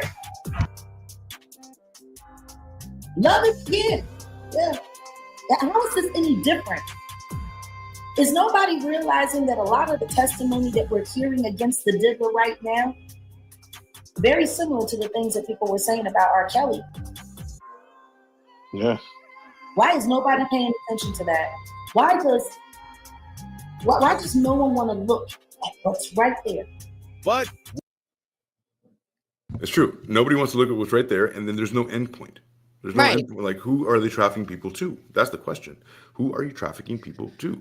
Well, I mean, part of the trafficking is that, hiring, sex workers and having them go across state lines is technically trafficking. Absolutely. You pay someone immediately to have sex across state lines, that's trafficking humans. Exactly. Mm-hmm. So regardless, I mean. And prostitution. Right. Yeah, I mean, even if it is in a place where, like, Nevada, where parts of it, most of it is legalized. All of it. Yeah. It's still, if you hire them from Miami and bring them into Nevada, it's not trafficking. All of it. No. Ironically, inside of Paradise, which is like the innermost part of Las Vegas, like right. You can't. There's no prostitution there. Well, that's why I said it that way. I was like, wait, it's not. Right. I can't go down the strip and hire a fucking prostitute and it be legal. But they do pass out Pokemon cards. Well, they do. They do Pokemon cards. Yes, I mean, they go and they give you one. They're like, here, you like Sarah? Yeah, how about meet us outside of town at Bunny Ranch or at a Bunny Ranch and have your pick. And I'll be fair. That's probably not the chick you're going to get. But to be fair, that's the best thing you can do because they have to be tested. Right. Well, honestly, it should be that way. Yeah, totally. Let's be fair. I mean, I'm from a very conservative state that they're fighting to legalize weed. That'll never be in my lifetime. That's not going to be legal here. Should it be meaning prostitution? If it's regulated, I mean, who's to say that it's a bad thing? If you have the money and you want to pay for it and it's regulated, now you're with somebody who's safe. With somebody who it's corporatized. But the bad part about that is the price shoots up, and then I like it because I know where it comes from. I can see the numbers. It's regulated, right? Right. But also, they say that it creates a subculture. Like immediately when you corporatizes, then a black market forms. But there's already a black market. Right. There's going to be a black market whether it's legal or not. Exactly. So it just depends. Right. I think Colorado, when they went, they legalized. There was a bit of like the mafia lost not the mafia, the cartel, the Mexican cartel that was handling Colorado weed, lost about $22 million that day, the day it opened up. Yeah. So there could be retaliation there, I don't know, little pockets of shit, but all in all, federal weed is for me, right? I agree. They're fighting medical here. I know. So bad. But regardless, I mean, let's not demonize it. Let's, if somebody wants to be a sex worker, let them fucking be it and let them make money at it. Let's just regulate it. So it's, it's like, don't do it at a school. Right. Obviously. Well, I mean, you need to add that. You need to contextualize that because some people will run with that and be like, "Oh, you just want it to be willy-nilly," and they don't. No. They're not good faith actors. You're like, obviously not. No, obviously regulation means regulation. Let's put some, rules, but also let's, if somebody can't fucking find a girlfriend and they want to go pay for it, let them fucking pay for it and let them not, Morality police. Remember, the morality police doesn't want that in NIMBY, not in my backyard. Right. So it's fucking stupid. I don't know. There's so much to go. That creates pimps, right? Like, do you like pimps or do you like legal pimps? Is the best way to go? Like that guy in the cat house, that bald guy, Dan, whatever. The guy who owned it, he was a legal pimp. He went in and like 12 girls would be like, "Hey, girl, what are you doing?" Right. But either that or the guy with the cane that beats him. Come on, you're my bottom bitch. Bitch, don't correct me. don't be sorry, ho. Be careful. Right. Exactly. Bitch, where's my money? Bitch, where's my money at? Right. And then, but there's a level of protection that obviously girls flock to that because there's power in numbers, and it's hard for a girl out there on the street by herself. Yeah, absolutely. That's why everyone joins a club. That's why people get to sororities and fraternities. So it's easier for them down the road. Yep. Protection money. You have something else here? Sure. Didn't light the match that burned the whole house down. Who? So now we gotta ask, what did Ryan Leslie really know? And more importantly, why isn't anyone asking him? A whore. Telling people not to care about her baby. He said Mary Magdalene was a whore. And he compared her like, and y'all better not be affected by that baby bump. Whores have babies too. Who says that? Boys have baby too? Who says that? Talking about he knows where her family is from because he's from New London, Connecticut. And everyone wants to keep barreling down on Ryan Leslie. It's funny. I talked about the whole Ryan Leslie connection. Let's one second. Against DDG. So she moves around a lot. So when you find something, she's very manic, but she's very correct. I wasn't like an everyday couple. Diddy has been in the spotlight for that whole time, and the fact that we knew nothing about these counts that he was orchestrating, it's just shocking. However, Jaguar saved one of the juiciest jabs for 50 cents. And no, she's not impressed with the jokes and memes. She said 50 has been dry snitching for nearly 2 years, dropping breadcrumbs, hinting at insider knowledge, all while dodging that witness stand like it's hot lava. Exactly. If he says too much, you got to go on the witness stand. But if you say just enough, you're like 50 Cent is the number one proponent. He hates these people. No, agreed. Yeah. But he's like, I'll just give you some breadcrumbs, but not enough for you to call me. Yeah. And he'll say it like, he's like, oh, he gay as hell. Right. Gay as hell. Cat Williams said it. He's like, you got to say no to Diddy Combs. Right. Like he will party with you. You got to say no party. I don't party like that. I'm a virgin butthole. But I guess everything, when you get super, super rich, you get to a certain level, that is nothing is. That's why kings are so lethargic. I mean, it's a god imagine having anything you want at any time. You're gonna start getting exotic shit. You're like, bring me a, Well, in a way, normal vanilla shit. You're like, whatever. I don't need that. But because you have the money and the power, you're like, bring me, let's have a freak off. We want to have a Cleveland steamer, a glass bottom boat, a Portuguese breakfast, a rusty trombone. What was the Guggenheim? Guggenheim Google? Something. We don't need to really go back into that, but maybe. I thought we might do some, strip club reviews again, but just kind of up to date, today of the trial, kind of summary of that. So a person, as they're referring to as Mia, Combs's former assistant, she's using that pseudonym in court. She returned to the stand today, continuing her testimony. She said that she threw her phone across the room in terror and ran outside when she saw Combs calling her days after Cassie sued him in 2023. She said she was first happy to hear from D-Rock, one of Combs's former bodyguards, until she realized he was at Combs's home and trying to reconnect with him. Then she said she felt terrified, threatened, scared, and nervous, and wanted to play dumb. Words are hard, because she didn't want her life to be in danger. She listed times that she had been suspended or punished during her employment with Combs for minor infractions. Under cross-examinations, Combs' attorney focused on posts that Mia had made on social media about Combs, Cassie, and others. She admitted that she referenced her coworkers as family and used the word love in her correspondence with Combs, even after she says he sexually attacked her. So, it's just been it's a confusing time. It's not like you're thinking straight, you know. Well, again, if you're you have a person in power and they're like, hey, this is, a lot of times you feel that it's like Stockholm syndrome. Yeah, you're scared. It's very simple. You're scared. You're scared, you're like, you do something, you just can't leave. I have to play right. Who would help me? Who would help me? Exactly. I'll be dead before I leave the compound. Exactly. Yeah. So totally. Yeah. I mean, this is a different level of psychopaths. Imagine endless resources. That's what we're talking about. Right. I mean, endless resources. And honestly, there is precedent for the racketeering charges.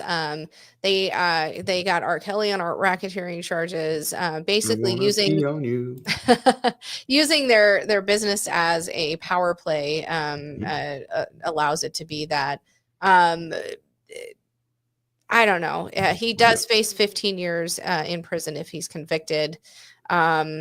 At the federal level, there's just so there's also many civil ones that are going to come up. Yeah, well, there's already been civil ones that he's paid out, I'm sure. There's so many layers to this. There's fucking layers. The higher level, where when you start getting more to the top, and then you start thinking about Jeffrey, what's his name? And then you start thinking like how these people, Dan Bongino and the director of the FBI, Kash Patel, just said it's a suicide. Case closed. Shut up. Even though this guy had a podcast for 3 years, the biggest one. I don't think it was. So that's the same guy. He's like, hey, trust me. I looked at everything. I looked at everything. Like, that's crazy, right? They're like, hush, hush. So that happened. And then you start thinking about how did Jeffrey Epstein get his money? Then you start thinking about Lex Wexner. Lex Wexner was the guy who started Victoria's Secret. He was the main benefactor of, he's the one that managed the money, Epstein, for him. And then he left him an apartment in New York. Like Epstein had $2 billion. This guy was a math teacher. Right. So these are all. So I think another side of the coin is that the honeypot, and there's different levels to it. This is the music side of it. That was the more corporate, nerdy, upper middle class, the super high class New York. Right. And honeypots, they're everywhere. So it's not like one size fits all. And there's different people to keep in your pocket and have something. Here's another one. Remember when they said Trump Russia had a P tape on Trump? That's another thing. It's been since the dawn of time. And I just say that not to bring up shit, it's to illuminate. Everybody kind of gets it. Again, when you get into power in any facet, whether it's music mogul or head of state or hedge fund person or whatever it may be, however you get to power and you get there, for one, you have to be a bit manipulative but you also have to be charismatic and likable, right? And you have to go along to get along. Right. And initially you're kind of, you play your fucking, like Diddy, he was an intern. He proved his worth. And then he was like, all right, I'm in this. And then he starts making fucking millions of dollars and he's making, music and he's making the perfect moves. Yeah. He's producing music. He's hooked up with the right people. Clothing. right? Sean John. Right, but he's hooked up with, I mean, literally hooked up with the right people. Right. But and then when he hits this stardom, now he goes, all right, well, I fucking had to go through it. I'm gonna make you fucking go through it, you know. Well, it's a rite of passage. It's not like nobody, like everybody, like, so I might be a very good-hearted person, and I want to go to the top, right? And I want to be like where Diddy's at. Along the way, to get to that ladder, every notch on the ladder, you have to prove yourself in a different way to get to the next notch. So however, if you're a good person, you're not going to make it. You won't make it. You won't, and that's okay. That's my point. Like you'll never make it because by the time you get up here, you're corrupted. And you have to be. I mean, you can't say I was a good person and then I get to here and now I'm having freak offs. That was already underlying, of course, in you. Yeah. That was look at your friends. Look at your, all the things that happened to you, all your cases before this. R. Kelly's your friend. These are all things that, and Jaguar Wright just talking about it. Jay-Z has their own problems. Beyonce, part of the Illuminati. Like all these billionaires, how'd you get there? How do you have to sell your soul? You do, quite literally. I did find a new Urban Dictionary word called exactly. Okay. Exactly, a blend of exactly and fact, meaning it's 110% true. I like that. Exactly. I do like that. Honestly, I think that Diddy is a good fucking case for us to end Masturbation Month off because, I mean, it's insane. He had proclivities where he required, I mean, it wasn't just, he required Cassie and all of the other players in these freak offs to lather themselves in the baby oil. He, it just wasn't right if they didn't have enough. It was, I don't know. Again, for this month, this feels like the cherry on top. I think it's a good thing to do here. Is there's a couple of like videos, like really short clips of famous people like Ari Spears talking about it, and then you have I believe it's Ari Spears has a whole thing on it. Well, we don't need a whole thing on it. Right. No, it's like a couple snippets would be good. Yeah. So, okay. So he's commenting on different things. But yeah, let's go to the Diddy one. Yeah, let's do a couple and then let's look at some 1-star reviews. For sure. Let's do that. Folks listening at the Silo, if you're still listening, give me a name of a strip club in the Omaha area that we want to do 1-star reviews on. It's called the Silo. That is not a strip club. You sure about that? What did it turn into after? No.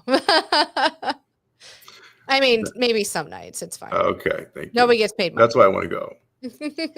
That's why it's like I got to set up a trip to Omaha. The second place we're going to go. Omaha, you absolutely need to come here.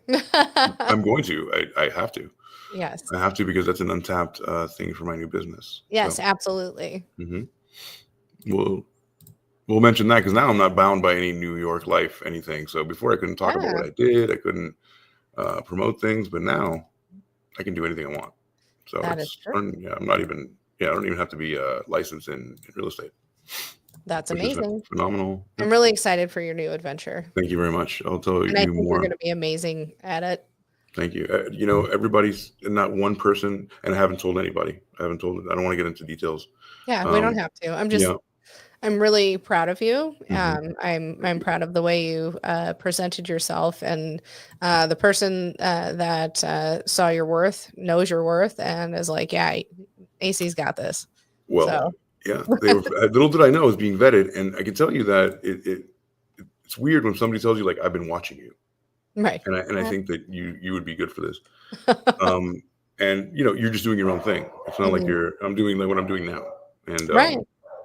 I kind of knew it was kind of a stepping stone. So yeah, you got this. So I got this. So all right, so let's share this. I got Ari Spears here. If you remember Ari Spears, he was from Mad TV. He does all the impressions, right? Okay. Yeah. Yeah. So here's Aries. You see that? I can see that you searched it. I can't see anything that you pulled up yet. I'm gonna have so many tabs open. Here we go. Aries You, Spears. Here we go. you probably need to switch it. Coming. There you go. Hmm. There's something on the screen. Quick commercial. Okay.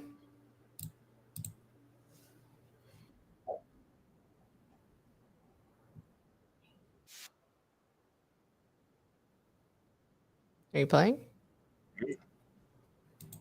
I'm Reggie Wright, former head security of Death Row Records, and the general manager of Death Row Records, and a major YouTuber over on Bomb First podcast. And I'm just James McDonald, aka Mob James. So we've been on a couple of episodes of Vlad, or a couple of segments on Vlad TV, and we're going to try to give us a new thing. Vlad just give an opportunity, and we try to take advantage of it. So Michael Blackson, let's do that. Okay. Michael Blackson is a comedian, and it's like a whole series. Like, you still think he's not gay? Right. Here comes it.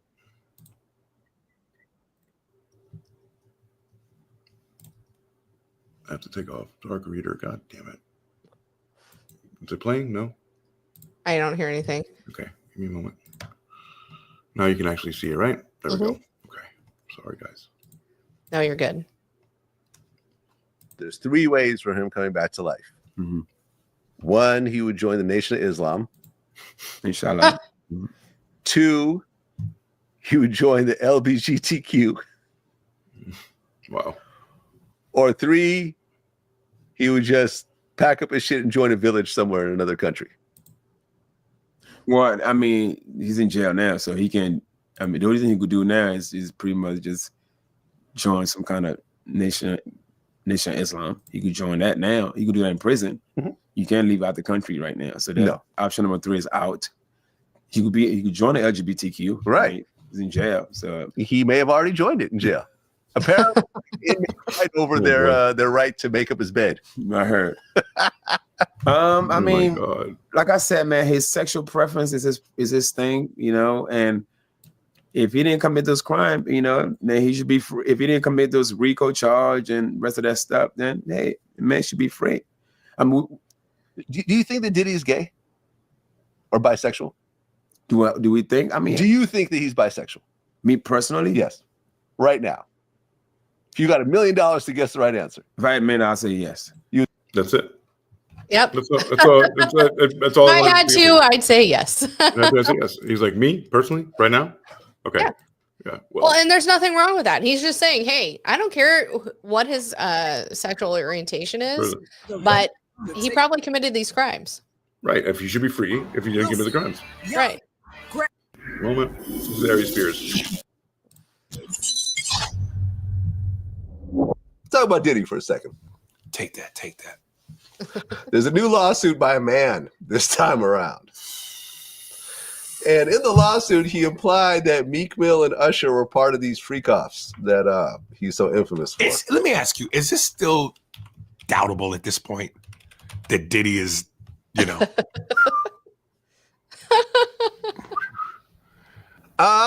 Listen, until I see it, I'm not going to say that it happened. Man, listen. There's been lots of, in fact, this one dude, Fat Jewish, you know who that guy is? It's this like Jewish comedian guy. He went to this whole story, and this story has been kind of popping up again. But he was saying he was at this one house party, and it was a super, super high end. He wasn't even sure how he even got in there. But as he was walking around, I think he was trying to find the bathroom, and he walked into a room, and it was Diddy and this gay DJ named Felix the House Cat, and they were like spooning, according to him. And he said that Diddy saw him, and their eyes kind of why are you doing this to me, bro? Locked, and they try to get him to say that he was joking or whatever else, but he kind of keeps saying the story over and over again. And I looked up. Felix the House Cat is an openly gay DJ. That part is established. I don't know. I'm not going to say it happened. I'm going to say it didn't happen. I wasn't there. I've never had any sort of gay experiences with Diddy. There's just too many clues, brother. Remember Wendy Williams got kicked off the radio for that? Yeah. When she brought up and said that there's some, she has some sort of gay proof, Puffy called and said, you either get rid of her or I'm suing. They got rid of her. Like, if you're not gay, if you're trying to combat the thing that you're doing, that's probably the number one way to get people to think that you did it, is to get rid of the evidence, right? We think doth protest too much. We doth protest too much. It's the Barbra Streisand effect. Yes. The Streisand effect is when you give something air that was dead and you were like worried about it and you're like, don't talk about this, and then everybody looks at this. Right. So that's a horrible thing. It's too bad to be Barbra Streisand. That sucks. So that's it. I do have. Do you have something? Because I have. No, I think I'm kind of. I mean, nothing wrong with. I'm sorry. I'm not saying that I'm over the Diddy thing, but I think we've come to a good talk Good about talking it. point. Yeah, it was a good talking point. I feel like he in a way he's a patsy. In a way he is the the boss. In a way, in a lot of things, but so yeah, I mean, it compartmentalized boss. There's levels above, but right, there's levels of era. bosses. Yeah, in his own right. I do believe he manipulated and abused folks. For sure. Again, it's alleged. We'll see what a jury finds, but there's a lot of incriminating evidence against him, and he's allegedly super gay. I mean, who cares if he is? Just fucking own it, and don't be a manipulative shit to other folks. It's not an excuse, but obviously he would not sell any records. He would not sell any back in the 90s, probably not. No. Since then, I mean, so say 2015, he could have come out and most people would be like, well, he's so brave. And he would have done it right. And that's he would have done it right without all the shit. Right, of course. Exactly. Yeah. Had he have not had so many proclivities and kinks that people and extorted people for them. Right. I mean, had he not been such a shithead, we would have been like, yeah, okay, we don't fucking care. This is not something we care about anymore. Yeah, again, in the 90s when he first broke onto the scene, and the 2000s, it wasn't early 2000s, correct. But from 2000, let's just say 10 rap and on. Rap is a little different. Like just now is when Frank Ocean and Tyler the Creator and Lil Nas X. Well, that's what I'm saying. It's not even a thing anymore.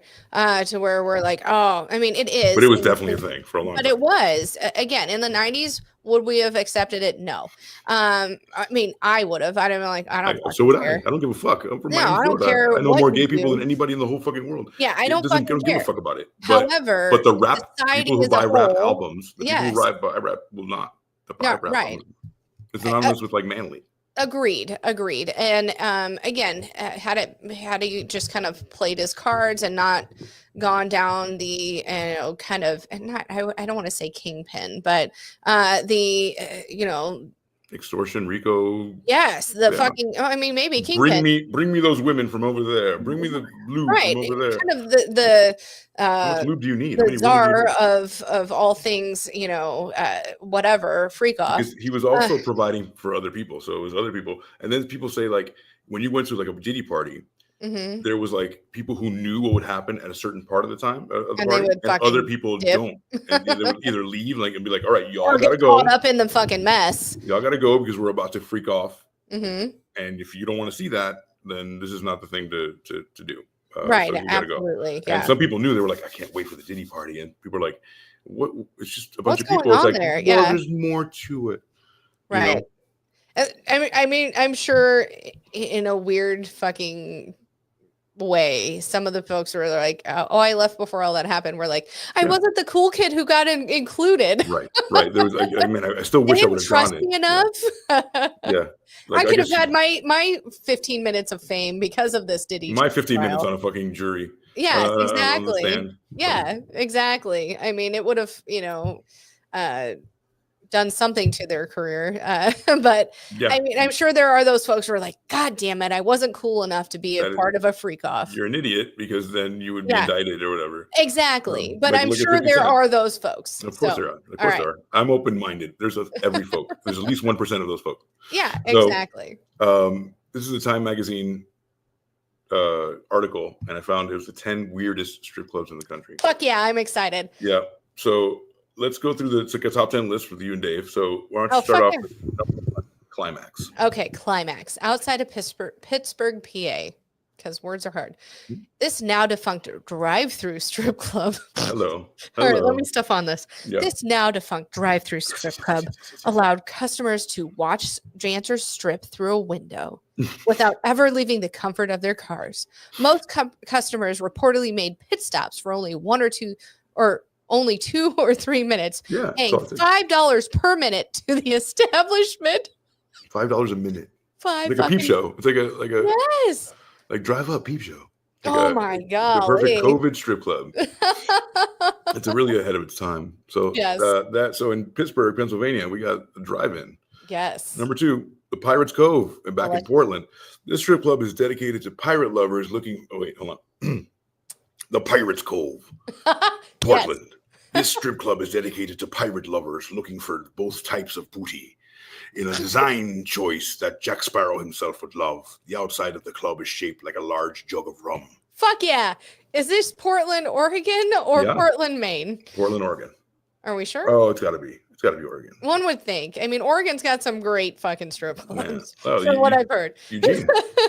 There you go. All right. We've got the Silver Dollar Strip Club in Eugene, Oregon. We should switch it. I should read this one because look at the next one. Yes. You want that one? I'll give your favorite. Silver Dollar Strip Club in Eugene, Oregon. Around Halloween time, the Silver Dollar Strip Club transforms into a haunted house where patrons can wander through spooky rooms. Costume strippers aim to frighten patrons as well as turn them on. I fucking love that. We have the Mos Eisley Cantina in Los Angeles. This is usually your run-of-the-mill.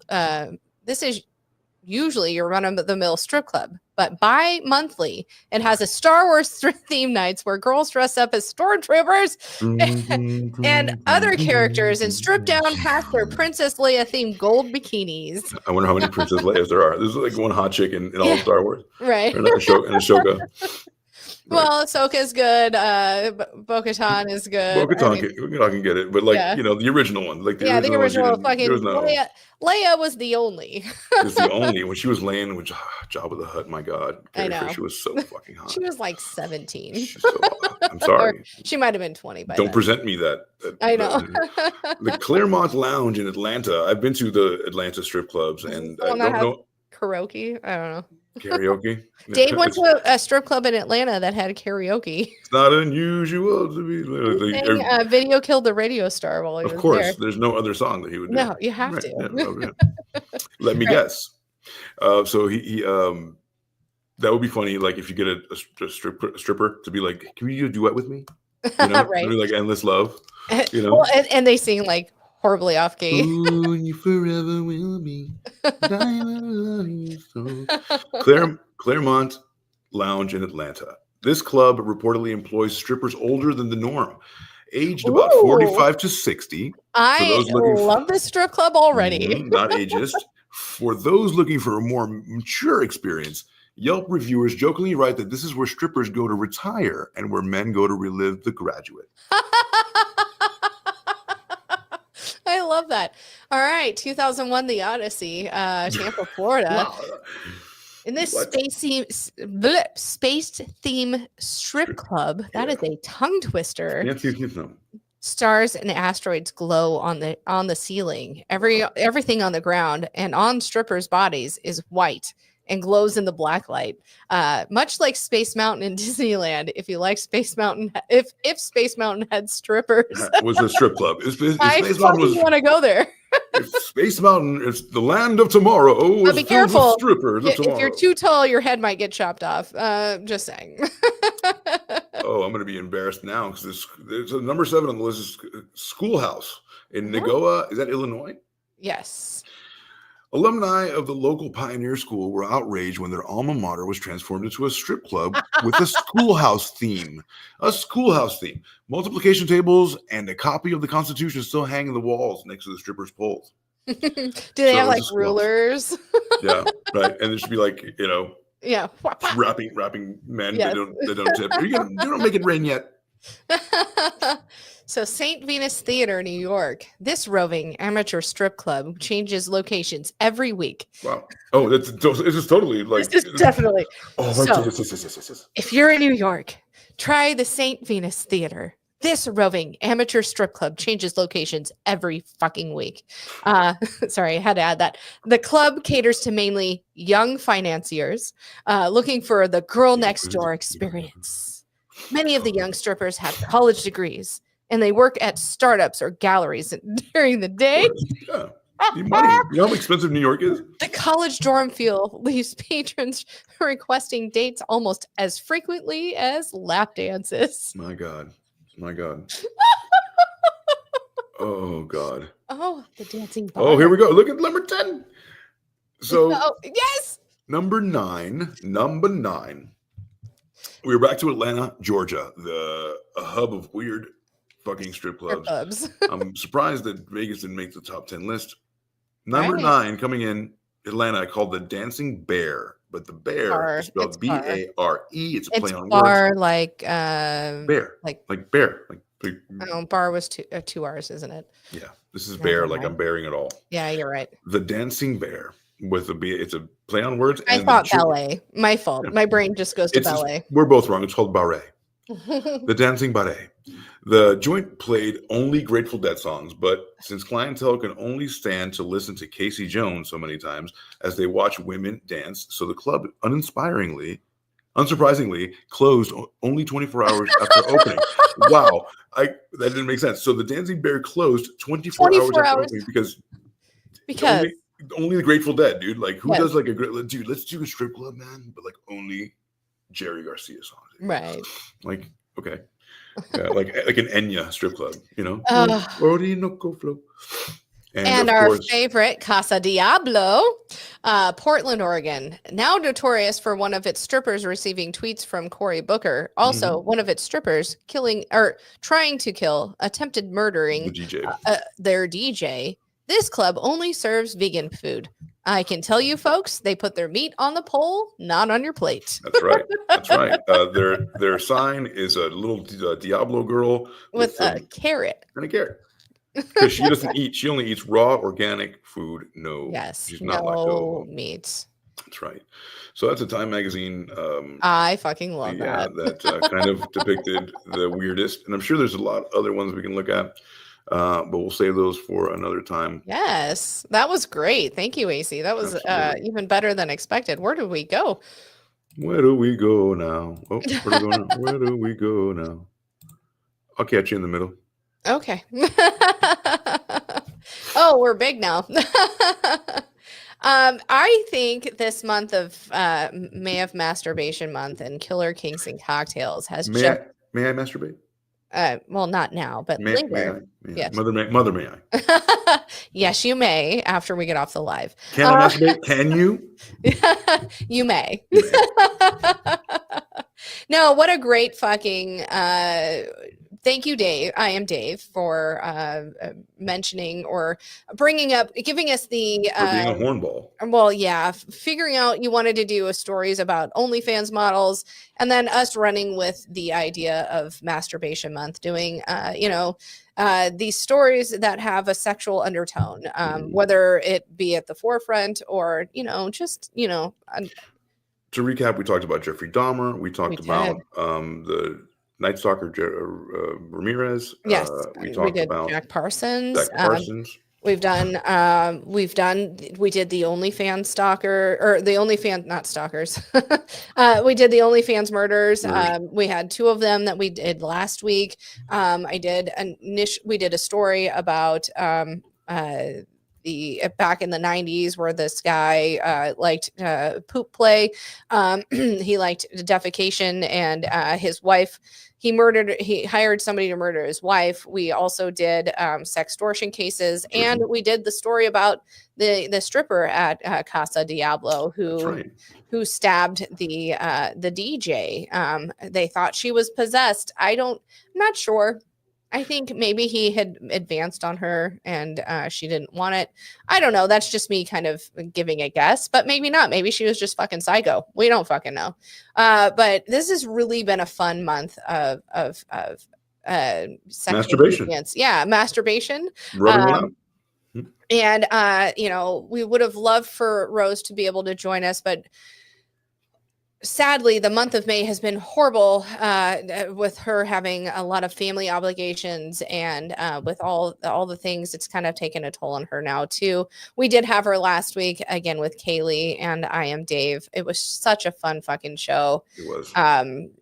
AC, I keep rambling. Do you have anything else to add? No, it was you covered it. It was an awesome month. I barely masturbated, which was ironic. You know, I'll catch up next month. Sure. But I like the themes because it really keeps us on the razor's edge of. It keeps us on the same mindset, right? Like, yes. I like I'm organized like that, where I like to bookmark and just do stuff in a row. Mm-hmm. So it's good for my brain, my OCD. So I really liked thinking about one kind of thing for the whole month. It almost makes me think that we should pick a theme for next every month. Yes. Every month. I agree. Yeah. Maybe we we'll figure it out. I don't know what we'll do in June, but I'd like to get back to doing our headlights, our headline. I would like to get back to doing that as well. We have a lot of updates with Karen Reed still in trial. We've got Diddy still. I mean, this is going to be a treasure trove of updates. Of course, our favorite and yours. Who baby is it? Gypsy Rose will be in my dreams and nightmares until the day that I die. She doesn't die. She's like a cockroach. She's one of those things that's like, we'll be here after the nuclear bombs.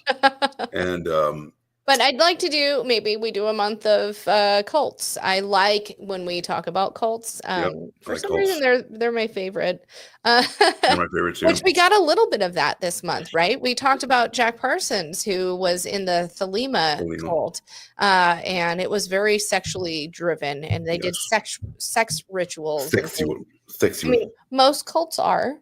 A lot of them are, and a lot of them are. Yeah, well, to get control of a whole populace, you need to get them young, and you need to marry them young, you need to indoctrinate them young, and it's scary. Yeah, you got to make more of whatever you are. Or you find lonely folks who just want to get a nut, and you tell them, yes, and then you tell them they can get a nut by following your rules, and then you switch them on them, and you say, "Oh wait, hold on." Did I say nut? I meant pussy nut. Right. Well, now you have to change your sexual orientation even if you don't want to. But not as a man. Yes. Caveat. Right. But I like the theme thing, and I like sex, and I enjoyed kind of going out. I love hearing everything, but there are so many things that we overlooked and so many other ones that we could have done if we were doing 2 shows a week. But right. And we could technically, do this again before next May. We could do another month of this, because there's so many stories that have a nuance with a sexual undertone or overtone. We can also do, we have the Jim Jones cult. We have there's a lot of, like, we haven't done what's his name with the popular guy, Manson. Yes, I'd love to deep dive into that. Or Koresh, we could do Waco and all that. Yeah, I mean, there's plenty of true crime and shit to go through. But this has been one of the most fun months we've done. I wish we would have had Rose here to pop more cherries, because this was the month for us to do this. I had cherries on my. I know. Every time. And I wanted to bust them with juicy cherries. I just wanted some juicy cherries. We busted a few last week. Oh, we did. I barely got my tongue wet. Rose was not having half of the shit we were talking about, especially when we went to the Urban Dictionary. So it has been a very fun month. Folks, if you have an idea or a story or a thing that you would like us to cover, as long as it's within the true crime realm, whether it's whether it is a cult or a crime that you would like us to deep dive into, please let us know. Cold cases too. Would you? Yeah, cold cases are great. If there's a guest you'd like us to have on again, I'd love to have I Am Dave's sister back on, District Attorney Romo. I'd love to have. Yes, my sister. I'd love to have Jamie back on. Anyone. But if you have a story that is near and dear to your heart, please let us know, and we would love to take it on And I broke up with her. She had this fling with me in high school. No, she's not invited anymore. No. Regardless, if you have a story that you would like us to do, please let us know, and we will absolutely do it. AC, I'll tell you about a story that I want to do off air, but I have one. Somebody has one. Perfect. So at any rate, folks, thank you for joining us for our last Killer Kinks and Cocktails of the year. We will revisit this again next May and continue on with that. We may do another, sexually themed month, but I'm sure we can. But we probably won't name it Killer Kinks and Cocktails until next May. So this will be I don't know. Maybe you don't got to stop having sex. You don't got to stop having sex. You just don't have to stop masturbating or anything, but just don't do it here. Just not here. All right, folks. Have a great night. We will see you next week, and thanks for joining. Keep pumping and fingering. All right, bye.